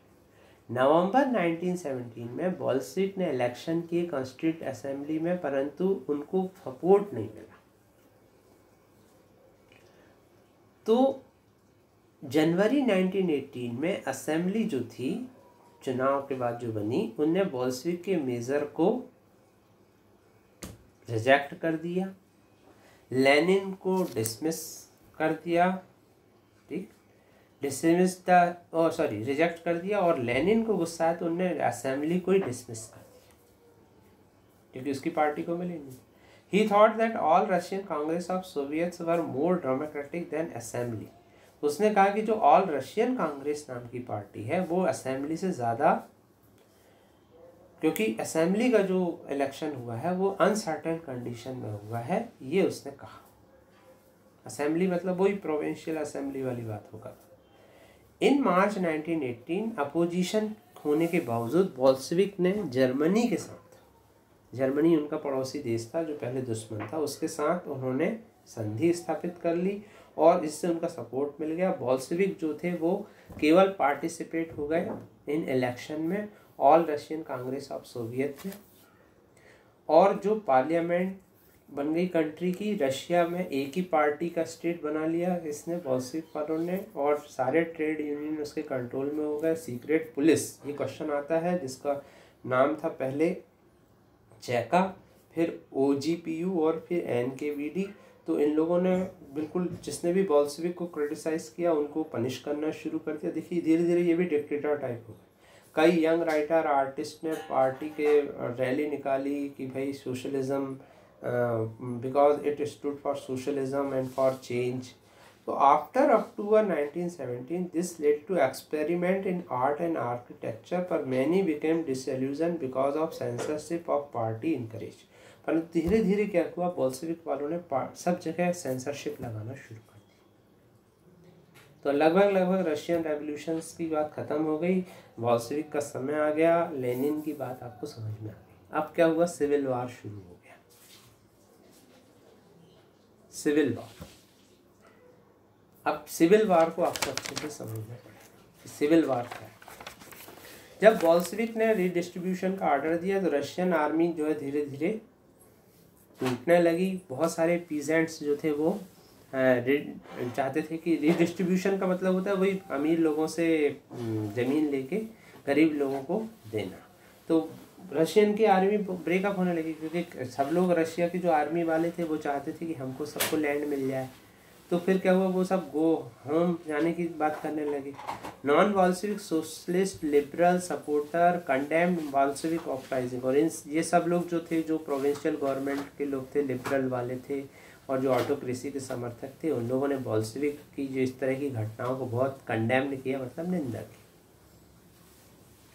इसके कारण क्या हुआ कि जो साउथ रशिया में बोल्शेविक के अगेंस्ट में फाइट करने के लिए उन लोगों ने क्या किया, ऑर्गेनाइज करने लगे ट्रुप को। और 1918 से 19 के बीच में, ठीक है, 1917 में ये हुआ, और 18 से 19 के बीच में ग्रीन्स कौन थे, सोशल रेवोल्यूशनरीज, वाइट्स जो जारिस्ट के थे, controlled most of the Russian empire. They were backed by French, American, British, Japanese troops. इन लोगों ने इन लोगों का साथ दिया, ठीक। और ये सब फोर्सेस ने worried at the growth of socialism in Russia as these troops and Bolshevik fought a civil war, looting, banditry and famine became common. और इनके बीच में, क्योंकि इन सब लोगों को, जो वहाँ के प्रोविंशियल गवर्नमेंट वाले थे और जो बोल्शेविक पार्टी वाले थे, तो इन लोगों के बीच में एक युद्ध हो गया जिसको सिविल वार कहा जाता है, और जिसके बहुत बुरे परिणाम। फिर आ गए कुछ न्यू वर्ड, फिर आ गई कुछ एक्टिविटी। तो बस अब थोड़ी सी देर और बची है, तो इतना आपको समझ में आ गया होगा कि इस तरह से यहाँ पर सिविल वार शुरू हो गया, ठीक। रशियन आर्मी में एक तरफ क्या था, सपोर्टर थे रशियन आर्मी के, दूसरी तरफ अपोज करने वाले थे। अपोज करने वालों में लिबरल, नॉन बोल्शेविक थे, मोनार्की के सपोर्टर थे। तो फ्रेंच, ब्रिटिश, अमेरिकन और जापानीज़ ने इनको सपोर्ट दिया, और बोल्शेविक जो थे वो स्ट्रिक्ट। अब उसके बाद क्या हुआ, ये स्थिति बन गई, ये सोर्स भी आप पढ़िएगा, मेकिंग द सोशलिस्ट पार्टी। फिर 4.2 पे आ जाएं। During civil war Bolshevik kept industries and bank nationalise. Civil war के समय में भी इन लोगों ने बैंक और इंडस्ट्री को नेशनलाइज किया। उन्होंने पीजेंट को कल्टिवेट लैंड करने के लिए कहा। बोल्शेविक ने लैंड को कन्फिस्केट किया to demonstrate what collective workers could be, ठीक। अब ये बॉक्स 4 आप पढ़ लीजिएगा, किस तरह यूक्रेन में क्या हुआ, कैसे क्या दिक्कत आई। अब इन लोगों ने क्या किया कि एक process of centralise planning introduce किया। हालांकि अब हम रशियन रेवोल्यूशंस का सब कुछ पढ़ चुके हैं, लेकिन अब यहाँ 2 चीज़ें आएंगी। एक कलेक्टिव फार्मिंग वाली बात बस आएगी कि आखिर उन लोगों ने सोशलिज्म को कैसे लागू किया। यहाँ थोड़ा सा हम बोर महसूस करते हैं क्योंकि चैप्टर काफ़ी बड़ा हो चुका है, लेकिन मजबूर है हमें पढ़ना है लास्ट तक के। तो ऑफिशियल ने एसेस किया कि कैसे इकोनॉमी को काम किया जाए। अब जो टारगेट लेके चले थे सोशलिज्म का, तो उन्होंने 5 साल का प्लान बनाया, और उस 5 साल के प्लान में उन्होंने क्या किया, प्राइजेस टू प्रमोट फिक्स कर दी सारे प्राइजेस को। सेंट्रलाइज प्लानिंग बनाई गई, इंडस्ट्रियल प्रोडक्शन बहुत इंक्रीज़ हुआ, लगभग 100% ऑयल, कोल और स्टील में। न्यू फैक्ट्री सिटीज़ जो है वो बनी गई। रैपिड कंस्ट्रक्शन वर्क से क्या हुआ, लेकिन जब प्लानिंग हुई तो ये सब क्या हुई, कंस्ट्रक्शन वर्क की हुई कि भाई हम फैक्ट्री बनाएंगे तो क्या हुआ, उसमें ही 3 साल लग गए। वर्कर को जो है बहुत हार्ड लाइफ रहना पड़ा। 550 stoppage of work first year alone. In living quarter winter time 40 degree below people had to climb down from 4th floor and dash स्क्रॉल, मतलब टॉयलेट जाने के लिए 4 फ्लोर से नीचे आना पड़ता था। ऐसे वहाँ पर अरेंजमेंट थे, मतलब कुछ भी अरेंजमेंट नहीं थे। मगर कुछ जो थी चीज़ें अच्छी हुई, जैसे स्कूल बने, वर्कर के लिए जो है अरेंजमेंट हुए, फैक्ट्री वर्कर के यूनिवर्सिटी में जा सकते हैं। क्रैश बने बच्चों को पालने के लिए क्योंकि वुमेन वर्कर थी। चीप पब्लिक हेल्थ केयर उनको दिया गया। मॉडल लिविंग क्वार्टर जो है उनके बनाए गए। तो इस तरह से क्या हुआ, कुछ तो अच्छा हुआ, लेकिन कुछ चीज़ों में देर लग गई। ये सोर्स पढ़िए। तो लोग क्या हुआ, वहाँ पर कलेक्टिव फार्मिंग करने लगे। अब कलेक्टिव फार्मिंग क्या हुई, अब ये बस लास्ट आ रहा है। अब हम पहुंच गए हैं बिल्कुल लास्ट में। Period of early planned economy was linked to disaster of collectivism and agriculture. अब क्या हुआ, जो पहले जो प्लांट इकोनॉमी की थी उससे क्या हुआ कि जब किसान लोग अब सब, जैसा पहले हुआ कि सब लैंड बट गया आपस में, किसान खेती करने लगे सब मिलजुल कर। अब उससे क्या हुआ कि जो किसान थे उनको फिक्स रेट पर जो भी उनका प्रोड्यूस होता था गवर्नमेंट को बेचना पड़ता था। और गवर्नमेंट जो भी उन्होंने कोऑपरेटिव सोसाइटी वगैरह बनाई थी उनके माध्यम से सब लोगों में वो लाभ बंटता था। तो यही चीज़ें हुई कि the period of early planned economy was linked to disaster of collectivization of agriculture। 1927-28 में जो रसिया के मतलब सिटीज़ थे, टाउन्स थे, उनमें बहुत ग्रेन सप्लाई का प्रॉब्लम था क्योंकि गवर्नमेंट ने जो फिक्स प्राइस किया था उसमें पीजेंट ने अपना अनाज बेचना बंद कर दिया। ये 1917 के कई सालों बाद की स्थिति बता रहे, तब तक बढ़िया चलता रहा वो। तो लेनिन के बाद स्टेलिन आए, इन्होंने कुछ फार्म इमरजेंसी मेजर्स अपनाए। उन्होंने कहा कि जो रिच पीजेंट हो गए हैं, अब जिनके पास बहुत अनाज हो गया है, वो होल्ड करके रख रहे हैं हाई प्राइस के लिए। स्पेकुलेशन मतलब सट्टेबाजी जिसको कहते हैं कि जब बाज़ार बहुत बढ़ जाता है तब वो सामान बेचते हैं। तो उन्होंने क्या किया कि उनके पार्टी मेंबर ने टूर किया ग्रेन प्रोड्यूसिंग एरियाज़ में, सुपरवाइज किया जितने भी ग्रेन कलेक्शंस थे और रेड किया कुलक्स के ऊपर। ये क्वेश्चन आता है कुलक कौन थे, तो वहाँ पे जो बहुत अच्छे फार्मर थे उनको कुलक कहते थे। परंतु तब भी कुछ नहीं हुआ, शॉर्टेज कंटिन्यू हुआ। तो फिर उन्होंने एक दिमाग लगाया कि आप क्या है कि ठीक है, किसी ने कितना फार्म, मान लीजिए पहले जो लेनिन के समय में हुआ कि किसी किसान को छोटा फार्म मिल गया, किसी किसान को बड़ा फार्म मिल गया, तो इसने कहा कि नहीं, ऐसे में तो कुछ नहीं होगा, अपन कलेक्टिव फार्मिंग करेंगे। इसको बस समझ लीजिए कलेक्टिव फार्मिंग क्या थी। तो उसने आर्ग्यू किया कि ग्रेन शॉर्टेज इसलिए हो रहा है क्योंकि स्मॉल साइज है होल्डिंग्स का। After 1917 land had been given over to peasant. ये अपन ने पहले ही देखा कि 1917 के बाद जो क्रांति हुई उसके बाद लैंड किनको दे दिया गया था, पीजेंट को। These small size peasant farm could not be modernise. और इनमें क्या हो रहा था, मॉडर्नाइज नहीं हो पा रहा था ये फार्म। और इंडस्ट्रियल लाइन विथ मशीनरी, और इनमें बहुत ज़्यादा मशीनरी का भी यूज़ नहीं हो रहा। तो ये ज़रूरी था कि कुलक्स को, मतलब जो बड़े बड़े पीजेंट है, रिच पीजेंट, उनको एलिमिनेट किया जाए और एक नए तरह के लार्ज फार्म बनाए जाए। इसको बोलते हैं स्टालिन का कलेक्टिवाइजेशन प्रोग्राम। ये क्वेश्चन आता है कि स्टालिन का कलेक्टिवाइजेशन प्रोग्राम क्या था, तो आपको ये लिखना पड़ेगा कि 1917 के बाद किसानों के पास छोटे छोटे फार्म थे, वहाँ पर मॉडर्नाइज नहीं हो पा रहा था। तो इसको रोकने के लिए क्या हुआ, स्टालिन ने एक नया मेज़र लाया और इसको कहते हैं कलेक्टिव। इसमें क्या हुआ, सारे पीजेंट को ये कहा गया कि भैया अपना अपना खेत आप छोड़ दो और कलेक्टिव फार्मिंग करो सब लोग मिलजुल कर, जिनको कुलखोज कहा जाता है। ये वर्ड याद रखिएगा, कुलखोज और एक वर्ड आता है कुलक्स। कुलक्स माने किसान, कुलकोज मतलब collective farm. Bulk of land and implemented पर ट्रांसफर टू ओनरशिप, सब ट्रांसफ़र हो गई। पीजेंट ने लैंड में वर्क किया, शेयर किया गया, जो भी प्रॉफिट हुआ लोगों के बीच में। परंतु जो पीजेंट्स थे उन लोगों ने इस बात को मानना इनकार कर दिया। उन लोगों ने जो भी पैदा किया, पैदावार की, उसको जलाने लगे। और जो थे 1929 से 31 के बीच में जो कैटल थे, मतलब पशु थे, वो 1/3 बचे। और कई लोगों को उन्होंने खूब पनिश किया, कई लोगों को तो रशिया से बाहर एग्जाइल कर दिया, निकाल दिया। और तब भी क्या हुआ, पीजेंट आर्ग्यू करने लगे कि भैया हम रिच नहीं हैं और हमको इसमें कोई इंटरेस्ट नहीं है। फिर भी क्या हुआ, जब बहुत ज़्यादा विरोध होने लगा तो स्टालिन ने कुछ लोगों को इंडिपेंडेंट कल्टीवेशन करने का अधिकार दे दिया, मगर तो वो अनसिम्पैथेटिक था। और उस समय में 4 मिलियन लोग 1930 से 33 के बीच में मर गए, ये लिखा हुआ है, क्योंकि वहाँ पर बहुत ज़्यादा डेवास्टेटिंग फेमाइन आ गया। फेमाइन मतलब होता है आपका, ये देखिए, ये सोर्स आप पढ़ेंगे तो और अच्छे से आपको क्लियर हो जाएगा कि सोर्स में क्या होता है कि वो बताता है कि न्यूज़पेपर से बताता है, इधर उधर से बताता है कि क्या स्थिति थी। Many within Friday criticized the confusion in industrial production under the planned economy। अब कई लोगों ने इसको क्रिटिसाइज़ किया और जो कलेक्टिव फार्मलाइजेशन की बात की थी उसको जो है उसको गलत बताया।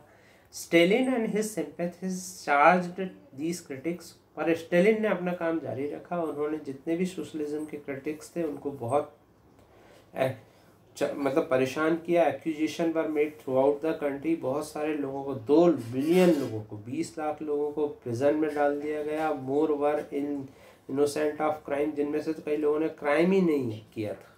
Large number were force to make false confession, कई लोगों को खूब मारा गया कि तुम कन्फेशन करो कि तुम लोग। Several among them were talented professionals, उनमें से कई टैलेंटेड प्रोफेशनल्स थे। तो ये थी पूरी कहानी सोशलिज्म की। बस अब थोड़ा सा और बचा, इसका क्या प्रभाव पड़ा USSR. Existing social party Europe did not Holi approve the way. अब जो यूरोप वाले देख रहे थे कि रशिया में ये हो रहा है, उन लोगों ने इसको अप्रूव नहीं किया, क्योंकि उन्होंने ये लगा कि ये गलत है। However, possibility of workers state fired people's imagination across the world। परंतु इस बात से लोग बड़े प्रभावित हुए कि किसानों के एक आंदोलन से ऐसा हो सकता है, और सोच बहुत अच्छी थी। देखिए, कोई भी चीज़ सफल हो रही है या असफल हो रही है ये तो बाद में पता चलता है, लेकिन उसमें सोच होना चाहिए। जैसे 1857 की क्रांति थी, सफल नहीं हुई भारत, लेकिन उससे सोच का पता चलता। क्रांति, सुभाष चंद्र बोस थे, आर्मी बनाने में उतने सफल नहीं हुए, मगर उन्होंने एक आर्मी बनाई। उन्होंने एक सपना देखा लड़ करके भारत को आज़ाद करने का। तो ज़रूरी नहीं है, महारानी लक्ष्मीबाई ने जानती थी कि वो हार जाएगी, मगर वो लड़ी। तो इस तरह से ज़रूरी नहीं कि कोई चीज़ अब हम सोचें और तो वो सफल ही हो जाता है। ऐसे ही ये सोच थी, इसके कुछ अच्छे भी पहलू थे, कुछ बुरे भी पहलू थे। तो in many countries communist parties were form, कई जगह कम्युनिस्ट पार्टी को सपोर्ट मिला। उनको देख करके कई कम्युनिस्ट पार्टी जैसे ग्रेट ब्रिटेन में हुई। बोल्शेविक ने जो है कॉलोनियल पीपल को, जितने भी गुलाम देश थे उनको फॉलो करने के लिए कहा कि आप हमारे एक्सपेरिमेंट को फॉलो करो। कई नॉन रशियन जो है यूएसएसआर इसने बनाया था। और इस तरह से क्या हुआ था कि लगभग some received education in USSR, communist universities में कई ऐसी हुई। और हमारे यहाँ भी जवाहरलाल नेहरू और बाकी के लोगों ने इसको सपोर्ट किया। और हालांकि ये था कि ये उतना सफल नहीं था, लेकिन हमारे संविधान में भी आज इसका प्रावधान है। हमारा संविधान भी सोशलिस्ट की बात करता है। जैसे लॉकडाउन के पीरियड में गरीबों को खाना दिया जा रहा है, क्यों दिया जा रहा है? और आपने सुना होगा कि मिनिस्टर्स की पेमेंट कट रही है, और जो भी गवर्नमेंट ऑफिशियल्स हैं उनकी पेमेंट कट रही है। कुछ जो ऑफिशियल्स हैं वो अपने मन से लोगों के लिए दान कर रहे हैं प्राइम मिनिस्टर फंड के लिए। तो ये सब क्यों? क्योंकि कहीं ना कहीं ये सोशलिस्ट है कि भाई हम लोग यदि जीवित हैं, आज हमारे को कोई फ़ायदा हो रहा है तो वो दूसरी वजह से हो रहा है। जैसे अक्षय कुमार ने दान किए, क्यों किए? क्योंकि भाई वो अक्षय कुमार क्यों बना? लोगों ने उसको बनाया, तो जो प्रॉफिट उससे हुआ आज उसी के प्रॉफिट को लोगों में बांटा। मंदिरों में जो लोग दान चढ़ाते थे, मंदिरों ने दान किया। तो ये सब कहीं ना कहीं सोशलिज्म का प्रभाव है, और इसी ने पूरी दुनिया में सोशलिज्म को इतना पॉपुलर किया। तो ये था आपका सोशलिज्म। तो अब आप इसके देखिएगा इंडिया में क्या प्रभाव हुए, रविन्द्रनाथ टैगोर ने इसमें क्या लिखा, और आप इस पर क्वेश्चन आंसर्स देख लीजिएगा कि 2 मिनट लगेगा क्वेश्चन आंसर्स में। पहला है कि क्या सोशल, इकोनॉमिक और पॉलिटिकल कंडीशन थी रशिया की 1905 के पहले, ये मैंने आपको बताया। ये 1904 का जो अपन ने पढ़ा वो सब उसमें लिखेंगे। सेकंड है कौन से वेस थे जिसमें वर्किंग पॉपुलेशन जो थी वो दूसरे कंट्रीज से अलग थी। वर्किंग पॉपुलेशन तो वही रशिया में 85% किसान थे और बाकी के लोग वर्कर थे, और वर्कर डिवाइडेड थे, किसान ऐसे थे वैसे थे, वो जो अपन ने पढ़ा वो यहाँ लिखेंगे। Why did the tsarist autocracy collapse, क्यों जारिस्ट की ऑटोक्रेसी मतलब जारिस्ट का शासन क्यों खत्म हुआ 1917 में, ये अपन ने वो किया। और make two list, one with main event and effect of February revolution, और दूसरी अक्टूबर रेवोल्यूशन के क्या क्या प्रभाव हुए, इन पे सबके आपको एक एक पैराग्राफ लिखना है। और मेन चेंजेस क्या लाए गए बोल्शेविक के द्वारा अक्टूबर रेवोल्यूशन के जस्ट बाद, क्या चीज़ें की बोल्शेविक ने। हालांकि कुछ अच्छी चीज़ें की, कुछ ख़राब चीज़ें भी की, लेकिन जो एप्रिल थीसिस है वो यहाँ पर आएगा। और इन पे आपको शॉर्ट नोट्स कुछ लाइन लिखना है। कुलक कौन है, ड्यूमा क्या है, वुमेन वर्कर की क्या स्थिति थी, और लिबरल कौन थे, और स्टालिन का कलेक्टिवाइजेशन प्रोग्राम क्या था। तो इस तरह से मैंने कोशिश की। देखिए थोड़ा सा लंबा हो गया चैप्टर, लेकिन आई एम सॉरी, लेकिन मैंने कोशिश की कि आपको रशियन रेवोल्यूशन समझ में आए। Thank you very much. तो एनसीईआरटी की बुक से जुड़े रहिए, और एनसीईआरटी की बुक्स में ही सब कुछ दिया हुआ है, पढ़ते रहिए। गाइड्स लेने की उतनी आवश्यकता नहीं है। Thank you very much.